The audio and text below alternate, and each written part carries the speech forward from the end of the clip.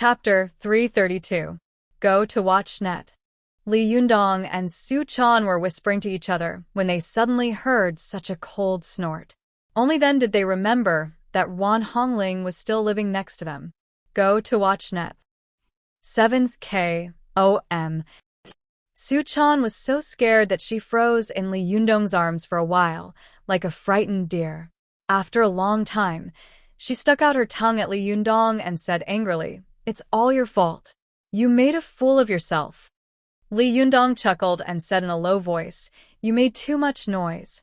Su Chan punched Li Yundong in the chest with her pink fist and said angrily, "You're so annoying. You screamed too loudly." Li Yundong cried out, feeling wronged. "You made too much noise. That's why I screamed." Su Chan was embarrassed and annoyed. "How did I make a scene? You are the one who made a scene." She flew into Li Yundong's arms, scratching and biting. "I told you to say it. I told you to say it again." Li Yundong laughed and covered Su Chan's mouth with his hand. "Shoo, keep your voice down, or you'll get scolded." Only then did Su Chan calm down. She was like a general who had returned to the court after a victory. "Humph, I'll let you go. However, you should cultivate this 5 dragons embracing pillar divine art yourself." After that, she smiled slyly and said, "I'd better not practice it, in case someone talks about me later." Li Yundong was depressed. He thought to himself, "Why is there always someone who spoils my good things? Next time I'm going to do something bad, should I have my fortune read in advance? Isn't this too much?" Li Yundong sighed and fell onto the bed. Su Chan got up with a smile and covered Li Yundong. She smiled and said, "Yundong, I'm going back." Li Yundong's expression was one of despair. "Ah? You're leaving? You're just going to leave me alone? You don't want me anymore?" Su Chan giggled. "I snuck out. I'm going back." After that, she bent down and kissed Li Yundong on the forehead. She said softly, "Be a good boy. The girl will treat you well in the future. She won't abandon you." Li Yundong looked pitiful. "Oh, you have to keep your word." Su Chan had seen Li Yundong's awe-inspiring appearance many times, but she had never seen him like this before. She suddenly burst into laughter, and her heart was filled with sweetness and joy. Her heart almost softened, so she stayed back. But on second thought, she still walked to the door and whispered in a low voice, "Grandpa, I'm leaving. Little lass will miss you." Li Yundong blinked at her. "Oh, I'll miss you too," he said. Su Chan opened the door and blew him a kiss at the door. The corners of her eyes were full of charm. She giggled and turned to leave, leaving only the floating fragrance and the voice and smile that seemed to be in his mind. Go. 7KOM. Li Yundong looked at Su Chan's departing figure in a daze. After a long time, he chuckled and waved his hand, closing the door in the air. He rested his head on his arms and looked at the ceiling, as if he could see the frown and smile of a girl there. He couldn't help but reveal a gentle smile. When his Yin spirit had just returned, he had felt that the Fox Zen school was in trouble from both inside and outside, and the living environment around him was extremely dangerous. But now, he felt that the world was so beautiful. No conspiracy or mysterious enemy was worth mentioning. It was as long as the girl was by his side, even if the sky fell, he would not panic at all.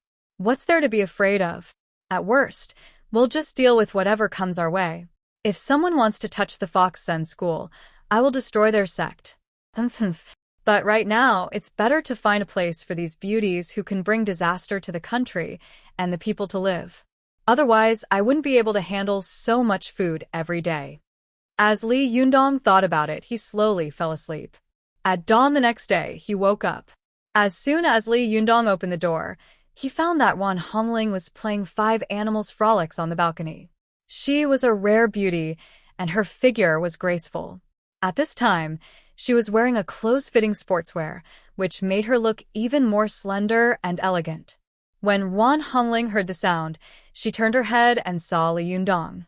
She immediately snorted and said sarcastically, "Jinrenli, did you sleep well last night?" Li Yundong felt embarrassed in his heart. He thought to himself, "You little girl, You really know how to touch my sore spot. Li Yundong raised his head and laughed dryly. The weather is really good today. Wan Hongling snorted coldly. If Sister Zi Yuan knew that you were in her bed. Li Yundong was shocked. He hurriedly bowed and said with an apologetic smile, Jinren Hongling, you are chivalrous and righteous. You won't betray me, will you?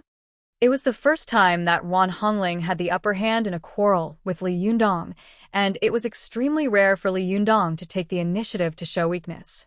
She was secretly proud of herself, and the corners of her mouth involuntarily curled up. But soon, she put on a straight face and raised her chin high. Humph, I'm not sure. Li Yundong sighed and said with a serious face, since you refuse to let me go, I have to tell others that Jinren Hongling, a disciple of the Linggong sect of the Jingyi school, eavesdropped on us all night last night. If such gossip gets out, I don't know if it will be good or not. Wan Hongling was furious. She stamped her feet and said, Who eavesdropped on us all night? I only heard it for a while, okay? Li Yundong laughed and clapped his hands. Look, you admit that you eavesdropped on us. Wan Hongling was so angry that she was going crazy. Wow. How dare you slander me? It's obvious that you were too loud, so I heard it all. Li Yundong put his palms together and looked like an eminent monk. He said seriously, Amitabha, the outer appearance is Zen, and the inner appearance is not chaotic. Go to the internet. If the outer appearance is Zen, the inner appearance is chaotic. If the outer appearance is Zen, the inner appearance is not chaotic. The nature is pure and self-determined, but the state of seeing and thinking is chaotic. If you see all kinds of states and your heart is not chaotic, it is true. Jinren Hongling, your cultivation is not good enough. Wan Hongling saw that Li Yundong was making a false accusation. He actually quoted scriptures to say that her concentration was not good enough. She was so angry that she rolled up her sleeves and said angrily, How dare you use the Sarangama Sutra to suppress me? Do you think that I, a Taoist, have never read Buddhist scriptures? Let me tell you, I have read Buddhist and Taoist scriptures since I was 15 years old. Are you going to argue with me today? Li Yundong laughed. Just as he was about to speak, Zi Yuan's fairy figure suddenly flashed and appeared on the balcony. She looked at them in surprise and said, Who wants to argue? What's so difficult about arguing so early in the morning? Buddhists like to talk about Zen, and even more liked to debate with others about Dharma, and debating about Dharma was called a debate. As soon as Zi Yuan asked this, Li Yundong immediately smiled and said, No, I'm just playing with Hongling. As he said this, he winked at Wan Hongling and said, Jinren Hongling, don't you think so? Wan Hongling was so angry that she opened her mouth. Just as she was about to speak, she suddenly thought, Oh no, this guy's skin is as thick as a city wall. When the matter gets out, he won't lose a single hair, but my reputation will be ruined by him. No, I can't do this kind of thing where I kill 10,000 enemies and lose 3,000 of my own. Wan Hongling glared at Li Yundong angrily, then snorted and turned her face away. Zi Yuan looked at her in confusion, then looked at Li Yundong and asked curiously, What's wrong with you two? Why are you losing your temper so early in the morning? Li Yundong quickly changed the topic and said, By the way, are the little ones of the Fox Zen school awake? Zi Yuan smiled slightly and said, They woke up before dawn. They all know that you will take them out to see the house tomorrow. They are all waiting for you to take them out for a walk. Li Yundong couldn't help but smile bitterly and say, I didn't say that I would take them out to see the house. With so many people running out, wouldn't it cause a tragedy? Zi Yuan smiled and said, Who asked you to be the leader of the Fox Zen school? Except for the mystical silver fox, all the leaders of the Fox Zen school have been keeping a close eye on their disciples. They are afraid that these fox spirits will run out and cause chaos in the world. You, on the other hand, just let them all go. Li Yundong looked at Zi Yuan with a strange expression. Why do I feel like you are gloating? Zi Yuan pursed her lips and said happily, You can tell? Is it so obvious? However, I really want to know how you, Jinren Li, are going to deal with these fox spirits. As soon as she finished speaking, she heard the little foxes shouting in unison from outside. Leader, get up. Leader, get up.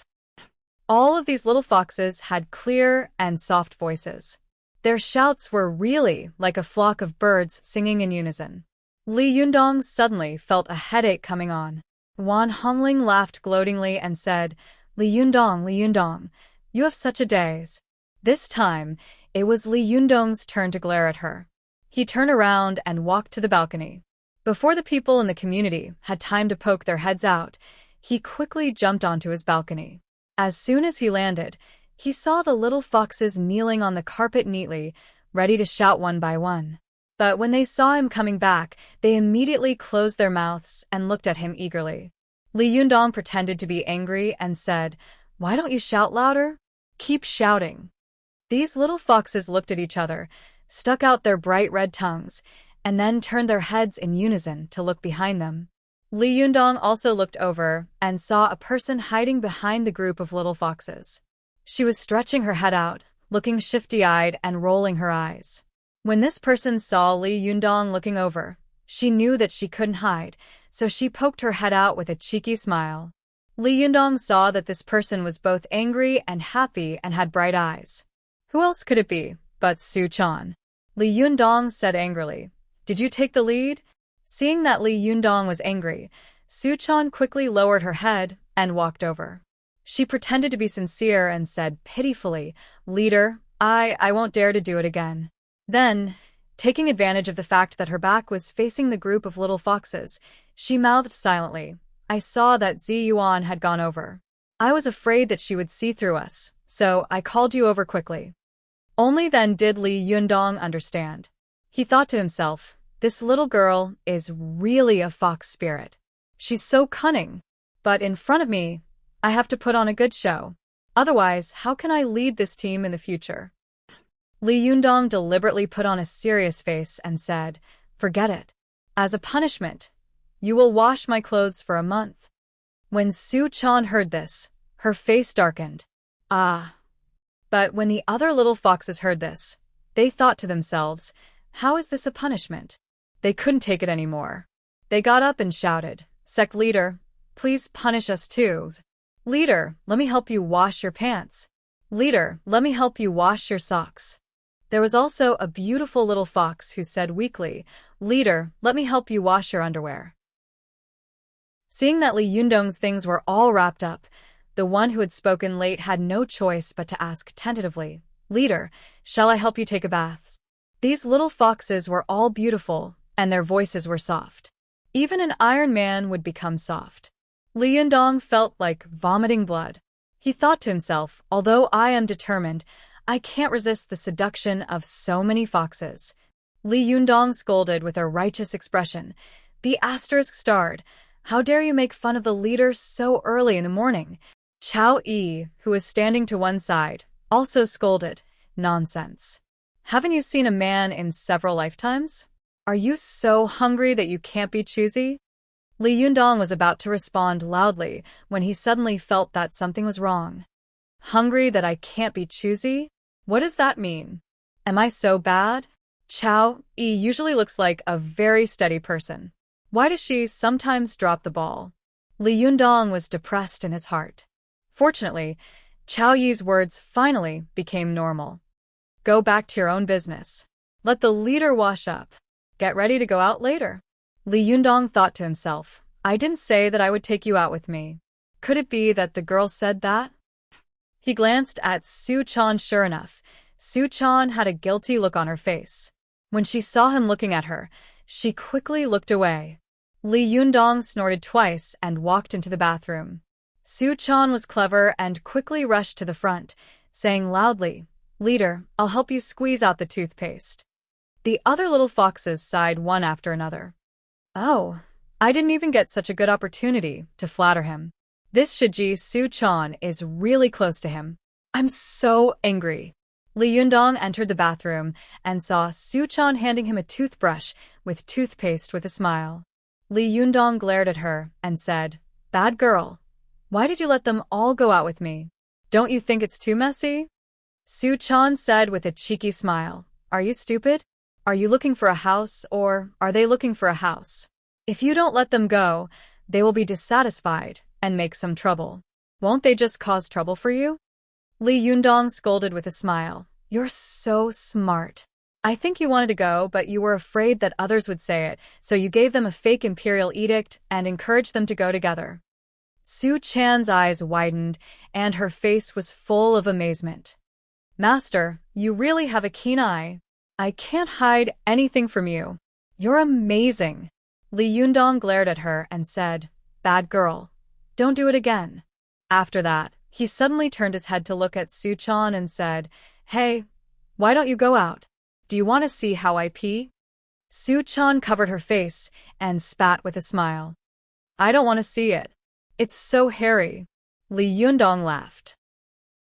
When he was done, he walked into the living room and suddenly found that not only were the members of the Fox Zen school all dressed up and waiting for him, but Zhou Qin and Su Chan were also dressed up, looking like they were competing for beauty. Even Zi Yuan and Ron Hongling were standing in the living room and looking at him. Li Yundong was stunned and stammered. What are you doing? Su Chan said with a smile. Leader, we are all waiting for you. Li Yundong was surprised and said, Ziyuan, are you going too? Ziyuan smiled slightly and nodded. If we have time today, we might as well go to the shop together. Besides, you can't let the disciples of the Fox Zen school live in one place while you live here alone. If something happens, how can you protect them? So, let's find a place to live together. Li Yundong smiled bitterly. You're right. All right then, let's go together. As soon as he finished speaking, the little foxes who were looking at him eagerly suddenly cheered. They opened the door and rushed out like a swarm of bees, all cheering and waving their claws. Damn it, this is simply a group of little demons who have been released from the mountains. A group of demons is dancing wildly. An ominous thought suddenly flashed through Li Yundong's mind. These guys won't tear down Tianan City, will they? Chapter 333. Go to WatchNet. Li Yundong first inquired about the community and found that there were no available houses in the community.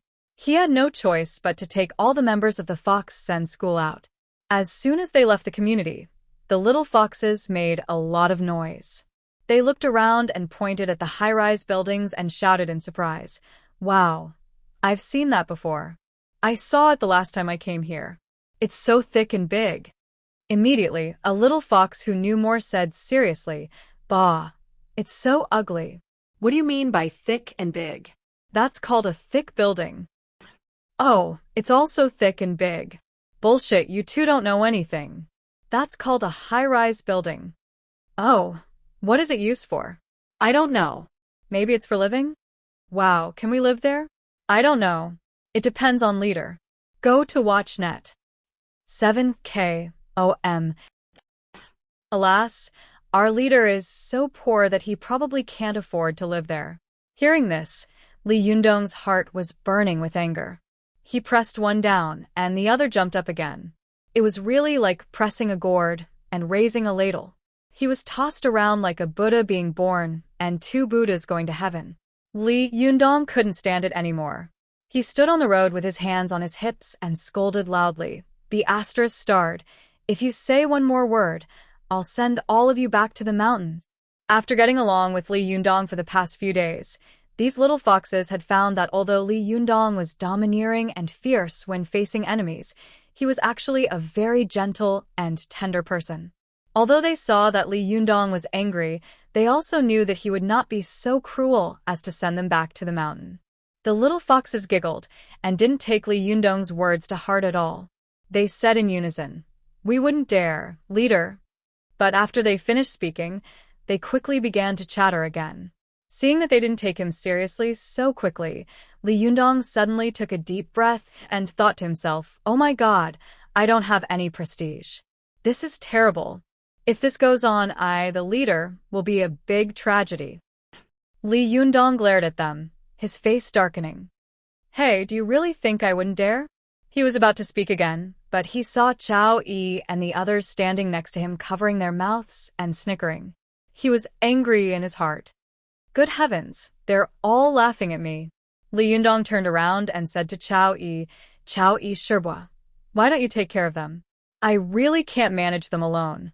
Chao Yi was snickering when she suddenly froze and said in surprise, Leader, let me do it? This isn't too good, right? Li Yundong waved his hand and said with a smile, There's nothing wrong with that. You came at the right time.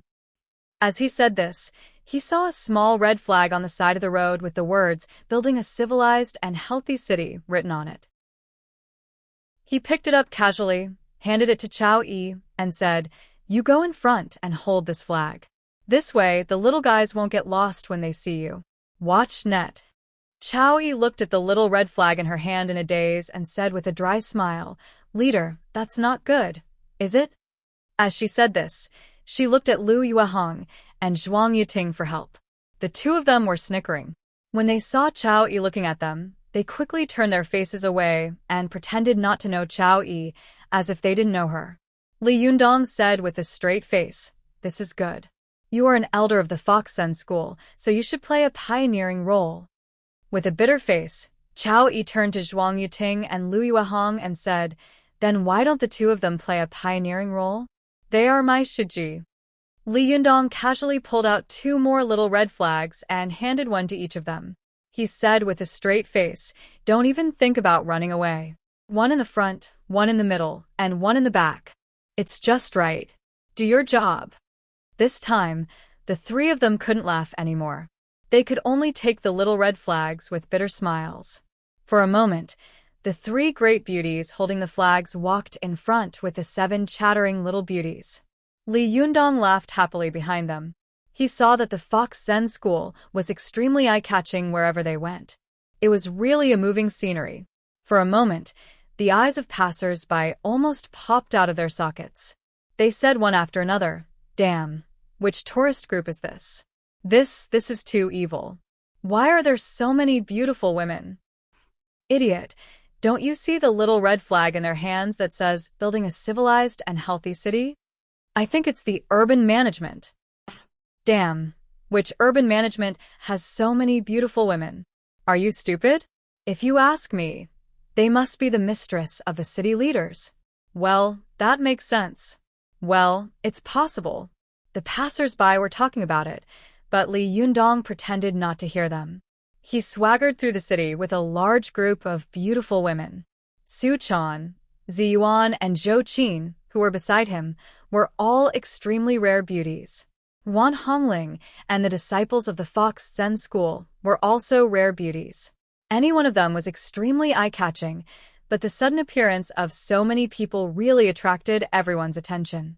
Because Li Yundong wanted to find a big house, and it was best to find a big house that was connected together, he took the beauties to several places and looked at several houses, but they were all very dissatisfied. When they went to the 6th house, they came to a new community called Riverside Garden. Only then did they find 2 more suitable houses through an agent. The agent called the landlord. The landlord was a woman in her 30s, with a plain appearance. When she saw that Li Yundong had brought so many beautiful women to see the house, she was suddenly shocked and thought, I've seen ostentatious people, but I've never seen such an ostentatious person. How rich does he have to be to support so many mistresses? Can this man stand it? Although the landlord was secretly ashamed of her inferiority because of these beautiful women, she thought, such an ostentatious guy must be very rich. I must make him pay today. When the landlord thought of this, the smile on her face became much more flattering. After all, in this world, no one would go against money. Go to see. And coincidentally, the landlord happened to have 2 houses, which happened to be opposite each other, and each was a duplex structure with 6 bedrooms and 3 living rooms, more than 180 square meters. The 2 rooms added together were more than enough for Li Yundong and the others to live in. Thinking of this, the landlord couldn't help but feel proud. She thought to herself, You have so many people to live in. Where else can you find such a good house? It's so big, so spacious, and you can move in with your bags. You can't find such a good house even if you go all over Tian'an City. I'm going to make you pay today. Both of these houses were on the top floor, and the floor was only the 5th floor. Although it was not high and not very conducive for cultivation, Li Yundong's cultivation had already reached a higher level, so he did not need to live in such a high place anymore. Moreover, the main thing right now was to find a spacious enough room for these noisy little guys to live in. Li Yundong saw that the left side of the room was the dining room and the right side was the living room. The floor-to-ceiling windows had good lighting, and the floor was also made of mahogany. The room was fully equipped with all kinds of appliances, making it look luxurious. There were also various kinds of appliances in each bedroom. It was truly a mansion. What was even rarer was that the two houses were next to each other. Even if something happened, Li Yundong could arrive in the blink of an eye. Li Yundong calculated the price in his mind, then glanced at Zhou Qin. Zhou Qin nodded slightly, indicating that the two houses were very good. Then, Li Yundong looked at Zi Yuan, who also nodded, indicating that she was satisfied. Su Chan looked at Li Yundong eagerly, trying to express her opinion, but when Li Yundong's eyes fell on her, he chuckled and directly jumped over, ignoring her. The little girl was so depressed that her face suddenly fell. Li Yundong wanted to rent these two houses, but when he glanced at the landlord, he saw that her eyes were shining, looking at him as if she was looking at a moving mountain of gold. Li Yundong thought to himself, "Oh my, she's treating me like a sheep. There's no need to be so obvious, is there?" Li Yundong's heart skipped a beat. He winked at Zhou Qin, asking her to talk to the landlord. Zhou Qin understood and immediately pulled the landlord aside to talk. Then, Li Yundong winked at Su Chan again. The little girl saw Li Yundong winking at her and suddenly became energetic. She ran over, blinking her eyes hard without saying a word. Li Yundong chuckled, leaned over to Su Chan's ear, and whispered a few words. Hearing this, Su Chan burst into laughter. Li Yundong immediately glared at her, and she quickly covered her mouth with her hands. Her face was serious, but the corners of her eyes were full of smiles.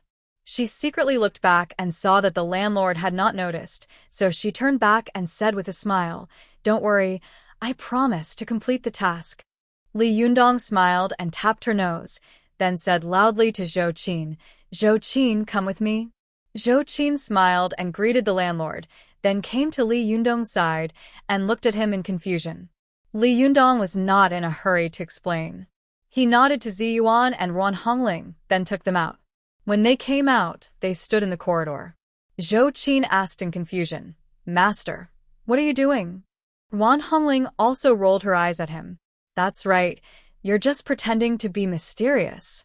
Li Yundong chuckled and gestured to them to keep quiet. "Keep your voice down. You'll understand in a moment." Zi Yuan and the others were puzzled, but they saw Su Chan and the little foxes starting to make trouble in the room. Su Chan's eyes rolled, and she thought to herself, "Yundong wants me to find trouble, but I haven't been to many places. Well, I've only been to the amusement park." Yes, that's it." Su Chan walked around the room with her hands behind her back. The landlord also found that among the group of beautiful women, Li Yundong was the closest to this girl. Obviously, she was his favorite mistress. She thought to herself, "Well, as long as I coax her, this rich man will give me whatever price I say." Thinking of this, the landlord said with a smile on her face, "Beauty, what do you think? Is there anything you're not satisfied with?" Su Chan nodded and praised, "Not bad, not bad. This house is so good." The landlord was overjoyed when she heard this, and a smile bloomed on her face. Just as she was about to answer, she suddenly heard Su Chan's tone change. But the landlord's heart skipped a beat, but she knew that Su Chan must be looking for trouble to lower the price.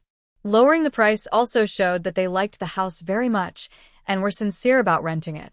The landlord was also an experienced person, so she was mentally prepared. She asked with a smile on her face, "But what?" Su Chan said with a face full of regret, "Your house is good in every way, but there's something missing." The landlord was relieved. She smiled and said, "What is missing? I can help you add it. Of course, the rent may be a little higher." Su Chan nodded and said, "Well, the price is not a problem, as long as you can make up for it." The landlord beamed. "No problem. What else do you need? Just tell me, beauty." Su Chan said with a smile, I think this room is missing a roller coaster. A roller coaster. The smile on the landlord's face suddenly froze, as if she had been hit by a paralysis spell. She tried to squeeze out a smile, but the muscles on her face were so stiff that she couldn't move. She said dryly, a what? Su Chan looked at her strangely and said, a roller coaster. Haven't you seen it? Alas, no wonder you don't know. Look at your house. You don't even have a roller coaster. Every house in my hometown has one. The landlord was shocked, and her voice changed. Every house has one. You're kidding me, aren't you? After saying that, she stared at Su Chan, trying to find some clues from her face. But Su Chan's face was serious. She looked at the landlord as if she were looking at a fool and a madman, as if it was the most incredible thing in the world that there was no roller coaster in the room. Su Chan said, yes, can you get a roller coaster? The landlord stared at Su Chan for a long time, but she really couldn't find anything unusual. She couldn't help but be shaken. Could it be that she's talking about something else? As she hesitated, the little foxes began to make a noise. They said one after another, you don't even have a roller coaster. Why are you still boasting? That's right, you country bumpkin. A roller coaster. We want a roller coasters. The landlord was already under a lot of pressure to stay with such a group of beauties. Now that she was in such a hurry, she immediately broke out in a sweat. She took out a handkerchief and wiped the sweat on her forehead. She smiled dryly and said, Beauty, I don't have a roller coaster here. Su Chan looked at her strangely. Why don't you have one? The other little foxes also started to make a fuss. You can have one. The landlord didn't know whether to laugh or cry. I really don't have one. Su Chan sighed and said, then forget it. Do you have a space shuttle here? A space shuttle? This is even more exaggerated than a roller coaster. The landlord's mind was in a mess, and cold sweat broke out on her forehead. She kept wiping it away and said with a dry smile, I don't have one either. Su Chan asked again, then, what about a 360-degree wheel? The landlord was dumbfounded. No. What about a merry-go-round? No. The veins on the landlord's forehead began to throb. What about an electric train? No. The landlord showed signs of going crazy. Su Chan asked a few more questions and sighed. Then you have a bumper car, don't you? The landlord was about to cry. I don't have one either. Su Chan sighed and said, you don't have anything here, but you still dare to rent a house. The little foxes shouted in unison, that's right. You don't have anything, but you still dare to rent a house. As soon as they opened their mouths, it was really like a chorus, magnificent and magnificent. The landlord sucked in a breath of cold air, and the blue veins on her forehead bulged. She finally couldn't stand it anymore and yelled, Bullsh *T. I'm renting a house, not running an amusement park. Chapter 334. Go to watch net. The landlord let out a hysterical roar, which almost made Li Yundong, who was hiding outside the door and eavesdropping, burst into laughter. Ziyuan and Zhou Qin also laughed so hard that they covered their mouths. Wan Hongling even squatted on the ground and couldn't help laughing and scolding, Li Yundong, you're so bad.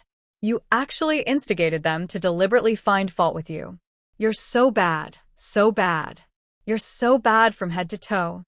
Li Yundong also laughed and said, who told this guy to think that I'm a rich man and want to rip me off? Go to watch net. 7th KOM. Doesn't she know that I'm a poor man? Ziyuan said with a smile, who told you to go out with so many followers? Everyone thinks of you as a rich man. Zhou Qin also laughed and said, Master, your trick is too mean. Who can stand the noise of these little guys? As she spoke, she saw that the room was already in a mess. The little foxes were scolded by the landlord and became angry. One by one, they put their hands on their hips and put on the classic big teapot pose of a shrew shouting abuse in the street. They retorted rudely, I think you're the one who's talking nonsense. We all have them, but you don't. That's right. You don't know anything, but you think others don't know anything. What's an amusement park? Why have I never heard of it? Hey, you woman, hurry up and put all these things in, or I'll tear down your house. They quarreled, and the house was really in a mess. It was as if thousands of ducks and more than 10,000 sparrows had entered, making the landlord's head buzz. She wanted to refute, but as soon as she opened her mouth, she was drowned out by the noise of the little foxes. She couldn't even hear her own voice. The landlord's heart was full of tears. Can I not rent it anymore? My aunties, I was wrong. Don't you wake up? I'm going deaf. Li Yundong was almost done. He walked in from the door and coughed dryly. He was so powerful that the whole room echoed with his dry cough. The little foxes immediately stopped talking and looked at him in unison. Leader, am I wrong? Li Yundong glared at them. Don't shout like that outside. The little foxes nodded in unison and retreated to the side with an aggrieved look on their faces. Su Chan, on the other hand, was standing behind the landlord, winking at Li Yundong with a smug look on her face, as if she was asking for a reward. Li Yundong pretended not to see it and said to the landlord apologetically, I'm sorry. I've spoiled them too much. Watch net. 7th KOM. When the landlord heard Li Yundong's words, tears welled up in his eyes, as if he had just met his savior. You're the most reasonable one, handsome. Wan Hongling, who was eavesdropping on them at the door, suddenly spat softly. Bah, he's the worst. This landlord is so stupid that he doesn't even know that he's being tricked by him. Zi Yuan smiled and said, If it were you, you would also faint. Wan Hongling rolled her eyes disapprovingly. Li Yundong had no idea that someone was talking about him behind his back. He waved his hand at the landlord and smiled. My surname is Li, call me Xiao Li. The landlord didn't dare to call him that. She knew very well that a man who could be surrounded by so many beautiful women was definitely not an ordinary person. Call him Xiao Li? If he didn't like it, he wouldn't even know he was in trouble. Although the landlord had been annoyed by the little foxes for a long time and her head was swollen, she still squeezed out a smile and said, Boss Li, just now you were arguing. Oh no, you talk for so long. It was really a bit difficult. You know, my house is a duplex structure. How could there be such things as an amusement park? Boss Li, if you don't want to rent it, you might as well say it. As the saying goes, business can't be done. It's good to make friends. At this time, the landlord had already begun to suspect that Li Yundong was the mastermind behind the scenes and wanted to drive down her price. Although she was reluctant to part with the deal, she was really depressed by the noise of the little foxes just now and didn't want to rent the house anymore. Li Yundong laughed and said, Madam, you don't have to be like this. I didn't say I wouldn't rent it. You want to rent it? The landlord looked at Li Yundong suspiciously and said, I don't have those things you're talking about here. Li Yundong waved his hand and said with a smile, Don't take it seriously, little girl. The landlord suddenly felt that Li Yundong's words had touched her heart, and the idea in her heart was rekindled. She asked, How much do you want to rent it? Li Yundong asked with a smile, I sincerely want to rent it. Madam, you also sincerely name a price. The landlord had originally wanted to extort money from Li Yundong, but after Su Chan and the little foxes had made a scene, she had lost her temper. She calculated in her heart and said, A house for 8,000 yuan a month. Li Yundong thought about it for a moment. Although he felt that the price of 8,000 yuan was reasonable, it was still a bit high for a third-tier city like Tiannan City. Li Yundong began to bargain with the landlord. Ma'am, this price is a bit high, he said. It's almost as much as a month's mortgage payment. Go to Canwan. The landlord felt wronged. She had originally wanted to ask for 10,000 yuan a month, but recently, the state had introduced a very strict policy to suppress housing prices. Very few people were buying houses.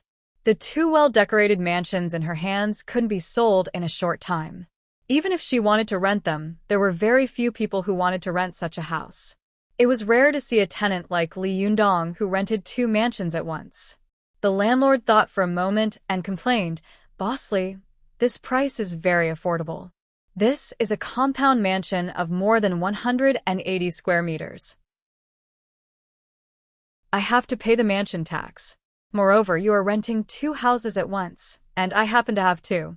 This kind of house is not easy to find. Li Yundong seemed to have expected this. He also said with a smile, yes, I also happen to rent 2 houses from you at a time. It's not easy to rent your house out here.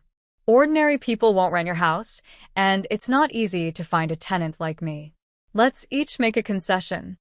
Su Chan and the others watched Li Yundong bargain with the landlord. One of the little foxes laughed in a low voice and said, one of them calls her Boss Li, and the other calls her Madam. Leader is taking advantage of them. When the little foxes heard this, they all giggled.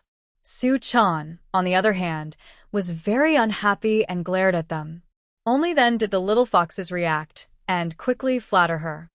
Shiji Su Chan, you're the lady boss. Su Chan snorted, raised her chin high, and looked proud. She said, let me tell you, Yundong has already said that I will be in charge of the store when it opens in the future.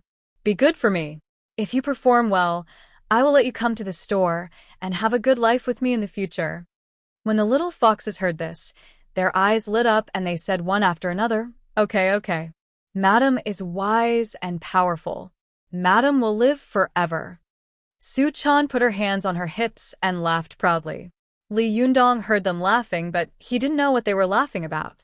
He couldn't help but turn his head and look at the noisy foxes with a strange expression on his face. The landlord's heart skipped a beat, and he thought to himself, what are these girls doing? I can't stand their torment. Forget it, it doesn't matter who I rent.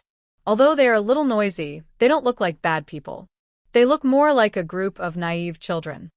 The landlord thought for a moment and said, Boss Li, since you sincerely want to rent it, I'll give you a base price of 6,000 yuan. It can't be lower, and you have to rent it once a year. If the price is lower, I'd rather not rent it. Li Yundong immediately said, okay, that's the price. It's not a problem to rent it once a year. When the little foxes heard that the 2 of them had finally made a deal, they raised their arms and were about to cheer. Su Chan quickly glared at them and said in a low voice, shut up. We want the landlord to know that we are deliberately looking for trouble. Only then did the little foxes come to their senses. They covered their mouths one by one, not daring to breathe. After Li Yundong signed the contract with the landlord and paid the intermediary's fee, the little foxes burst into cheers. Hooray! We have a home now. Leader is wise and mighty. Leader will live forever. Li Yundong didn't know whether to laugh or cry. Who did you learn this from? Su Chan hurried over and flattered. These are words from the bottom of our hearts. We don't need to learn it from anyone. The little foxes nodded like chicks pecking at rice and said in unison, yes, yes. Li Yundong felt a burst of nausea and hurriedly said, stop. If you continue, I will become Constellation Immortal. At this time, Zhou Qin teased, Constellation Immortal's life is as long as the heavens. What you said is from Dongfang Bubi. Li Yundong glared at her, then turned around and said to Chao Yi and the others, who had been smiling silently, now that we have found a house, shall we divide the rooms? Chao Yi smiled and said, it's all up to you, leader. Li Yundong didn't refuse. He took Su Chan, Zhou Qin, and the 5 little foxes to one room, while Zi Yuan, Wan Hongling, Chao Yi, Lui Wehong, and Zhuang Yiting took the 2 little foxes to the other room. After the group of people had divided the rooms, Zhou Qin said to Li Yundong, now that we have found a house, let's go look at the shop after lunch. I'm afraid that if we're late, it will be rented out. Li Yundong thought for a moment and nodded. Yes, let's strike while the iron is hot. But people are iron and food is steel. If we don't eat, we will be hungry. Let's find a place to eat first.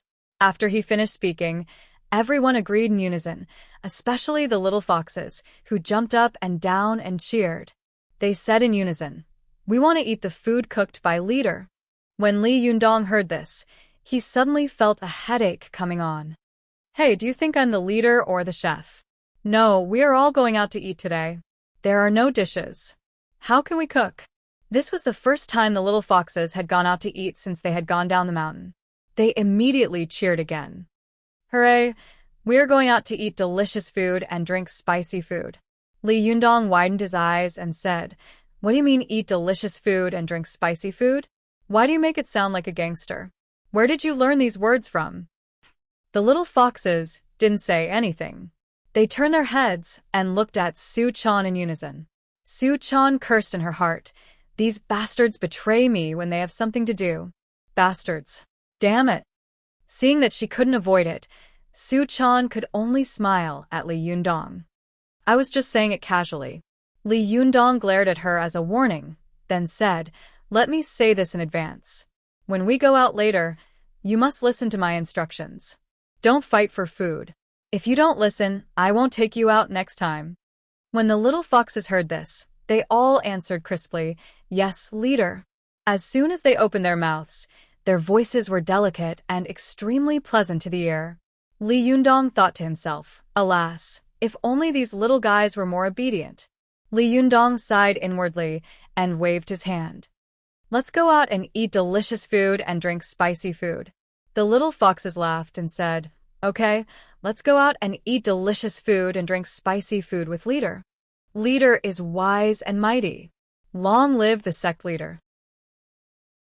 Li Yundong glared at them and said, Don't shout.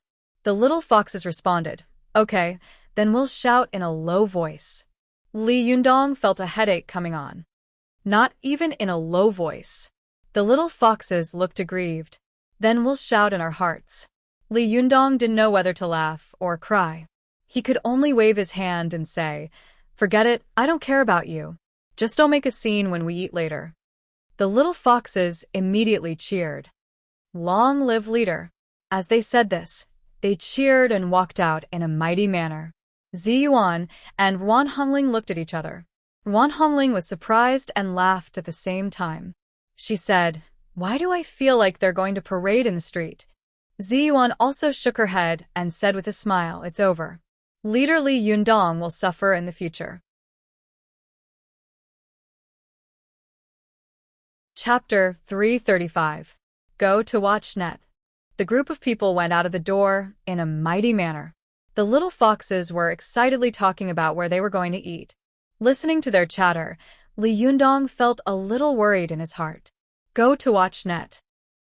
See, where could they go to eat with such a large group of people? Let's go to a restaurant. There were more than a dozen people here.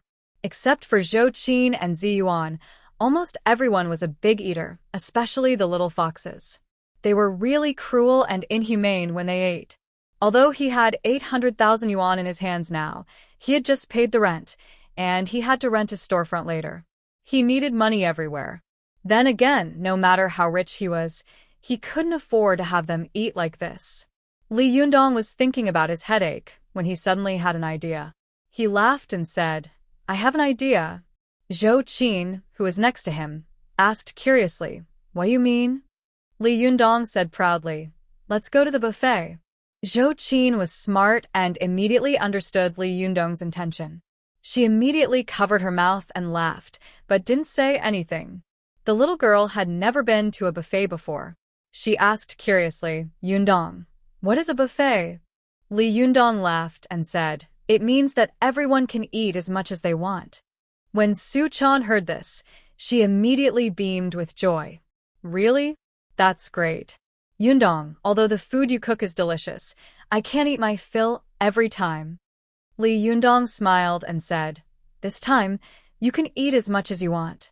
I promise I won't care about you.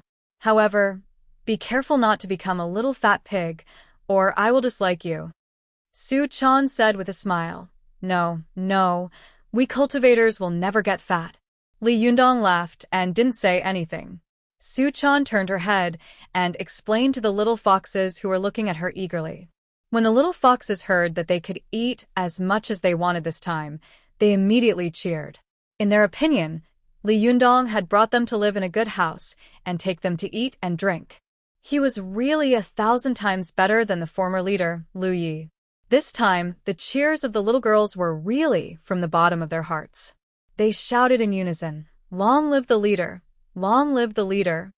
Li Yundong laughed heartily. Long live the buffet! May the buffet last through the ages! Ziyuan watched from the side, laughing and shaking her head.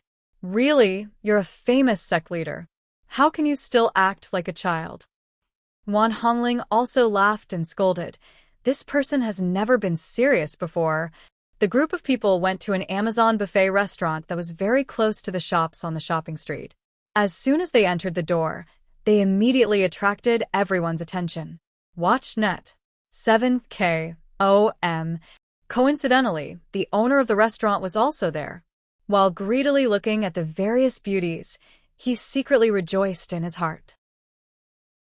With so many beauties coming to the buffet, he was going to make a fortune. Buffet restaurants loved the presence of beautiful women the most, because most beautiful women cared about their figures. They wouldn't eat this or that, and they would only consume a little bit of food. Naturally, the restaurant would make a lot of money. Li Yundong and the others found 2 big tables and sat down. Chao Yi and the others sat at one table with the little foxes, while Li Yundong, Su Chan, Zhou Qin, Ziyuan, and Wan Hongling sat at the other table. After Su Chan entered the restaurant, her eyes kept looking around as if she was a thief. As soon as she sat down, she said eagerly, Yundong, I'm starving. Can you let me find something to eat? Li Yundong laughed and scolded, hurry up and wipe your mouth. You're drooling. Su Chan let out a cry and quickly wiped the corner of her mouth. Seeing that there was nothing wrong, she said angrily, you're messing with me. Can you do it or not? Li Yundong acted as if he were shooing away a fly. Go ahead. Look at you. Oh my god, haven't you eaten for hundreds of years? Su Chan giggled, turned around and ran away. When she passed by the little fox's table, she waved her hand, and the little foxes all stood up and followed her to the table. Li Yundong looked at their figures and turned his head with a smile. He shook his head and said, I really can't do anything about them. Alas, I really don't know how the former leader led them. Ziyuan took a sip of tea and said meaningfully, it's easy to go down the mountain, but difficult to go up the mountain. Li Yundong, if you take them down the mountain, you will have to bear the trouble they cause after they go down the mountain. Watch net.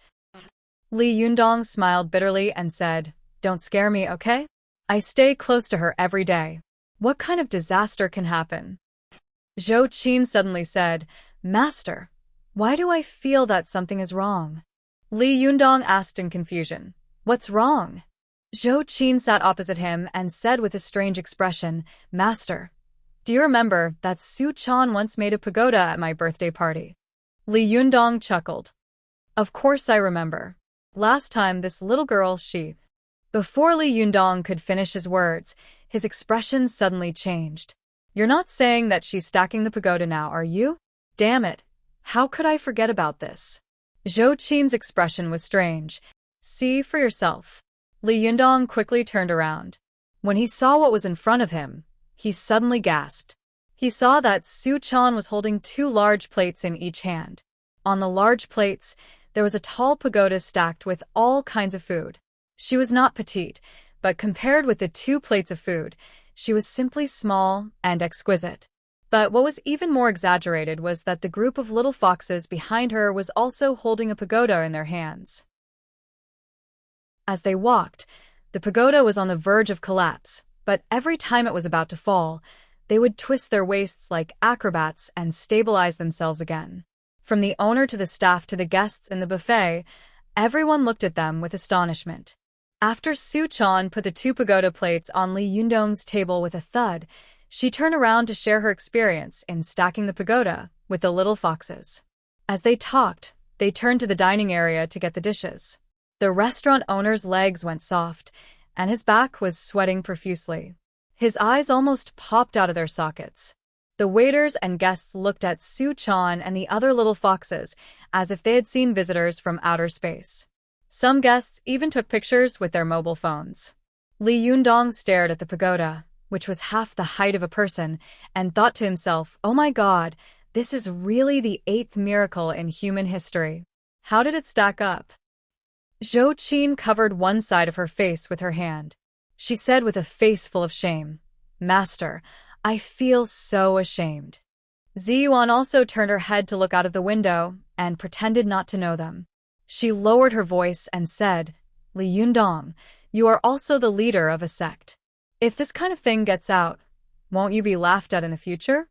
Wan Hongling was dumbfounded as she watched the little foxes stack up another pagoda. She felt as if she was the one who was stacking the pagoda in front of everyone. She was so ashamed that her ears turned red. She wanted to find a hole to hide in. She sighed and said, "Oh my God, why am I with you guys? It's so shameful." Only then did Li Yundong come to his senses. He angrily rushed to the dining area and snatched the plate from Su Chan's hand. Then, he clamped her under his armpit and rushed out with her in his arms like he was holding a roll. Su Chan was shocked. She struggled and shouted, "I haven't eaten yet." Put me down. "I haven't eaten yet." Li Yundong couldn't help scolding, "Eat your head. Aren't you ashamed of eating so much at once?" Su Chan cried out in grievance, "You said that I could eat as much as I could." Before the two of them went out, Su Chan's voice was loud and clear. Suddenly, everyone's eyes turned to Li Yundong. Although Li Yundong was determined and his skin was as thick as a city wall, he felt that his face was so hot at this time that it was on fire. He glared at Su Chan and said angrily, "You're still talking about it. Can't you go a few more times? Didn't I tell you not to stack the pagoda last time?" After that, he shouted at Zhou Qin, "Zhou Qin, the bill." Zhou Qin answered and quickly ran to the counter with her head down to pay the bill. Then, she ran out again with her head down. Su Chan struggled in Li Yundong's arms and shouted, "Just pay the bill? I haven't eaten a little yet. At least let me take some away." Li Yundong was so angry that he laughed. "Take away. I'll beat you until your head is full of bumps." As he said this, he snapped his fingers on Su Chan's forehead and patted her round butt, shouting, "Stand still." Su Chan let out a cry, covering her forehead with one hand and her buttocks with the other. She pouted, her face full of grievance. She muttered, "You're so annoying. You liar." As she spoke, tears welled up in her eyes, ready to drip down. Li Yundong scolded her with a smile, "Don't pretend to be pitiful. I'll take you somewhere else to eat later. Don't embarrass yourself here. Do you still think it's the same as before? When the time comes, it won't just be me who'll be embarrassed, but also the Fox Sen school." At this time, Chao Yi and the others also came out. The three Sherbos also nodded and said, "Leader is right." Then they went to reprimand the little foxes. Li Yundong saw that they had blocked the entrance of the restaurant tightly, attracting many people to look around. He said, Okay, let's go somewhere else to talk." The group of people walked out of the restaurant. Li Yundong thought about how they had wasted hundreds of yuan without eating anything, and his heart was filled with anxiety. Zhou Qin, who was standing to one side, observed his expression and said tentatively, "Master, I know a good restaurant in the nearby mall. Why don't we go there to eat?" Li Yundong sighed and said, "Well, let's do as you say. You are quite reliable." As he said this, he glared at Su Chan again. Su Chan made a face at Li Yundong and said with a face full of resentment, "You didn't keep your word. You liar." Li Yundong laughed and said, "Okay, then we'll order later." "You don't have to order.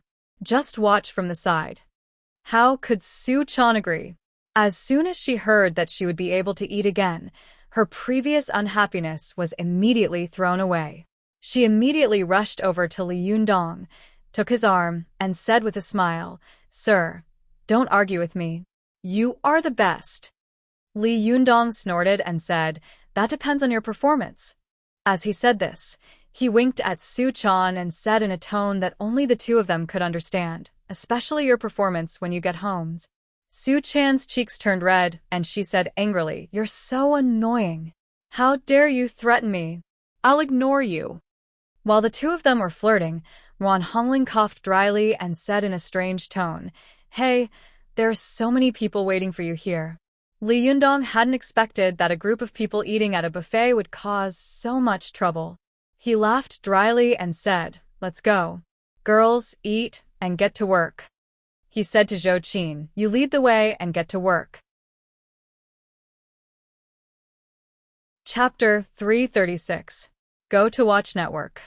The group of people came out of the buffet restaurant and went to the restaurant in the shopping mall next door. Along the way, the little foxes passed by many clothing and accessory stores. The exquisite clothes dazzled them, and they almost couldn't walk. Go to the watch net. Su-chan was even more eager to see the beautiful clothes. She pulled Li Yundong's sleeve hard and kept winking at him. Li Yundong felt a headache coming on. How could he dare to agree? The last time he had bought clothes for Su-chan, he had directly made himself bankrupt. This time there were so many people. Who should he buy for and not for? If he bought all of them, no matter how rich he was, he couldn't afford these prodigals. If he only bought for Su-chan, wouldn't he, the leader of the sect, be talked about behind his back? No, absolutely not. Li Yundong deliberately pretended that he didn't see it and strode forward. The little girl had no choice but to look back 3 times at every step, watching the beautiful clothes getting farther and farther away from her. When they finally reached the 9th floor and entered the restaurant, the group of people found a place to sit down. Li Yundong breathed a sigh of relief and said to the waiter, "Miss, please order." They divided into 2 tables and began to order the dishes they wanted to eat. But it was noon, and the restaurant's business was excellent. After ordering the food, it took a long time for the dishes to be served. Su-chan was a little upset. She was thinking about those beautiful clothes, so she pulled Li Yundong's sleeve and begged, "Yundong, I'll go and have a look. I won't buy them. I'll just have a look." Li Yundong sighed in his heart. "Little girl, everything I have is yours, but now I have to be responsible for the food, clothing, and housing of your Sherbua and Shiji." But Li Yundong couldn't help but think of the time when Su-chan had been alone in Shantung, so poor that she couldn't even bear to eat sesame seed cake, nor did she accept the handouts of the rich young masters. He thought for a moment, then his heart softened. He took out a stack of money, handed it to Chao Yi, and said, "I didn't let you live a good life as the leader of your sect. Take the little girls to see if there are any clothes you like. Take them as gifts from me to them." Chao Yi was shocked. "That won't do. Leader, how can we let you pay for it yourself? Besides, didn't you already buy clothes for us last time?" Li Yundong smiled and said, "How can one set of clothes be enough? Don't you want to trade? Don't refuse. Take the little guys out for a stroll. Anyway, it's only this much money. Just buy whatever you like. Watch net. 7th KOM. Chao Yi said gratefully and shamefully, "Leader, this." Li Yundong waved his hand and said, "Don't talk about it. Anyway, the dishes won't be served until a while later. You guys go and look at the clothes." Seeing that she couldn't refuse, Chao Yi looked at Zhuang Yuting and Lu Yueheng. Lu Yueheng looked hesitant and didn't speak, but Zhuang Yuting smiled and said, "Leader is generous and considerate, so we won't refuse. 6 shimmy, just accept it." Li Yundong smiled and said, "You guys are going too." As he said this, he turned his head and looked at Zhou Qin. "Do you want to go with us?" Zhou Qin was a little tempted. She glanced at Li Yundong and asked, "Can I go?" Li Yundong saw that she was so careful that even her nature had been worn away, so he couldn't help sighing. He shook his head and said with a smile, "Of course, you can go if you want."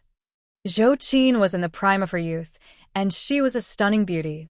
The more beautiful a woman was, the more she loved to be beautiful. How could she be an exception? When Zhou Qin heard Li Yundong's words, she immediately beamed with joy.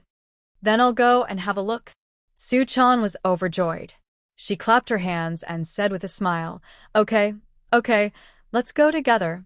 Li Yundong smiled and watched them go out to all kinds of clothing stores. He shook his head with a smile. After a while, he saw that Ziyuan was unmoved and was still drinking tea calmly. He asked curiously, "You're not going?" Ziyuan opened her mouth and was about to speak when she saw Wan Hongling pulling at her clothes under the table. Ziyuan changed her mind and said, "Well, let's go out and have a look." She followed Wan Hongling to the outside of the store and said with a slight frown, "Hongling, how can we cultivators be obsessed with worldly possessions? You don't want to see clothes, do you?" Wan Hongling tugged at Ziyuan's sleeve and said nervously, "No, Sister Ziyuan, I think I saw second Sherbor just now. Ziyuan was shocked and couldn't help but look back at Li Yundong, who was in the restaurant. She saw that Li Yundong seemed to have also sensed her gaze and was looking at her. Ziyuan nodded at him from afar and smiled. Then, she pulled her into the noisy crowd and whispered, "Did you see second Sherbor? Where is she?" Wan Hongling kept looking around and said, "I saw those guys from the Fox Sen school enter a clothing store." Not long after, second Sherbor appeared nearby. I also saw her look at me. Go to the internet. You know, second Sherbo's cultivation is profound. If she deliberately glances at you, you will definitely be able to sense it. Ziyuan nodded slightly. You're right. Second Sherbo has reached the peak of the Yuanying phase. However, if second Sherbo appears nearby. Oh no, Su Chan and the others of the Foxen school are in danger. Ziyuan's expression changed, and she quickly rushed into the clothing store next to her. As soon as she entered the door, she saw Su Chan and Zhou Qin, who were picking out clothes by the clothes rack, looking up. Su Chan beamed and said, "Sister Ziyuan, are you also here to see clothes?" Zhou Qin's observation ability was far better than Su Chan's. She saw the nervous look on Ziyuan's face, and her heart skipped a beat. She just stared at Ziyuan without saying a word. Then Wan Hongling also rushed in. Just as she was about to open her mouth and ask if the people of the Fox Sen school had seen second Sherbo, Ziyuan held her hand and squeezed it gently. She swallowed the words she wanted to say. Ziyuan smiled slightly at Su Chan and said, "No, we're just wandering around. The clothes here don't suit me. I'll go somewhere else with Hongling." Su Chan put down a milky white dress in her hand and said with a smile, "Sister Ziyuan, can I go with you?" Ziyuan was stunned. She wanted to find the whereabouts of second Sherbo, so how could she let Su Chan follow her? She couldn't help but frown slightly. Seeing this, Zhou Qin immediately said to Su Chan, "Su Chan, can you help me take a look at this dress?" Su Chan nodded and smiled apologetically at Ziyuan. "I'm sorry, I can't go with you. I'll help Sister Zhou Qin look at the clothes." Ziyuan gave Zhou Qin a meaningful look, then smiled at Su Chan and said, "It doesn't matter. Take your time." After saying this, she left with Wan Hongling. The two of them walked back into the crowd and whispered to each other. Wan Hongling asked in confusion, "Sister Ziyuan, why didn't you let me ask just now?" Ziyuan sighed softly and said, "Do you really not understand, or are you just pretending not to understand?" Second Sherbo has such a deep hatred with the Fox Sen school. Nearly 100 inner and outer disciples of the Fox Sen school have died because of the grudge between Second Sherbo and the Fox Sen school. This time, the 6 great sects besieged the Fox Sen school because of second Sherbo. Do you think the whole Fox Sen school hates her? If the people of the Fox Sen school find out where second Sherbo is, how do you think they will react? Wan Hongling was even more puzzled. "I know, but we're just reminding them. Is there anything wrong with that?" Ziyuan smiled bitterly and said, "You are smart, but why can't you see things clearly sometimes? Second Sherbo is still in the same sect as us, while the people of the Fox Sen school are outsiders to us. No matter what, we have a closer relationship with second Sherbo. Who do you think we should help when the time comes?" However, Wan Hongling sneered and said, "Humph, second Sherbo used to be indifferent to us.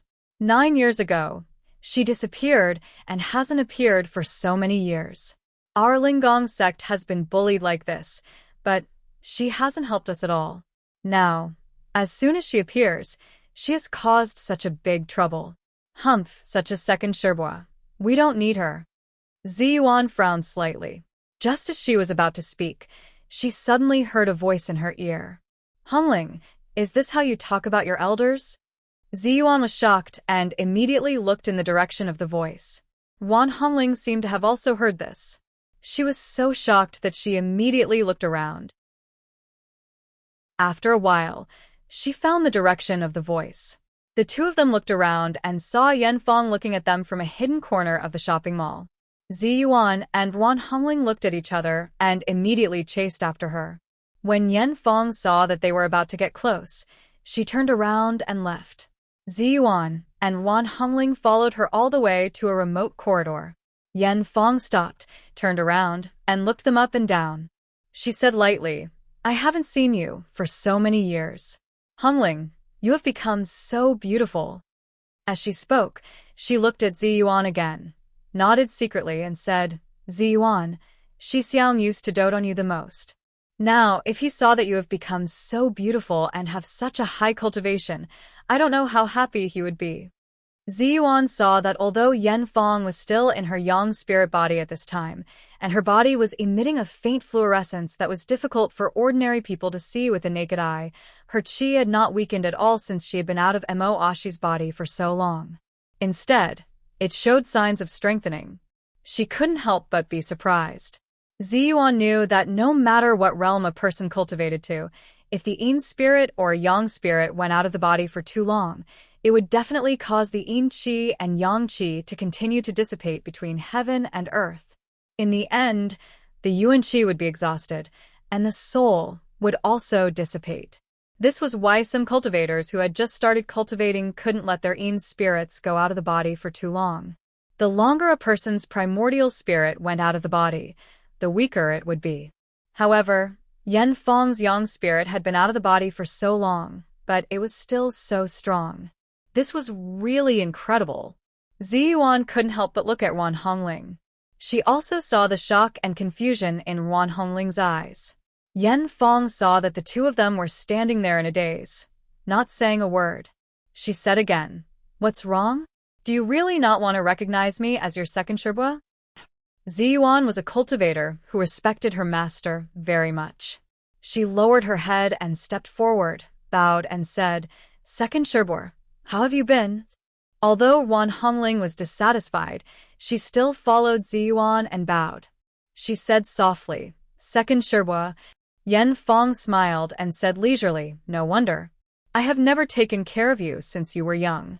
Especially 10 years ago, when your master and that bitch abandoned the sect, I also left you behind to seek revenge. Alas, at that time, the two of you needed someone to take care of you the most. The heavy responsibility of the Linggong sect fell on the shoulders of Ziyuan and Hongling. I don't know how you have survived so many years."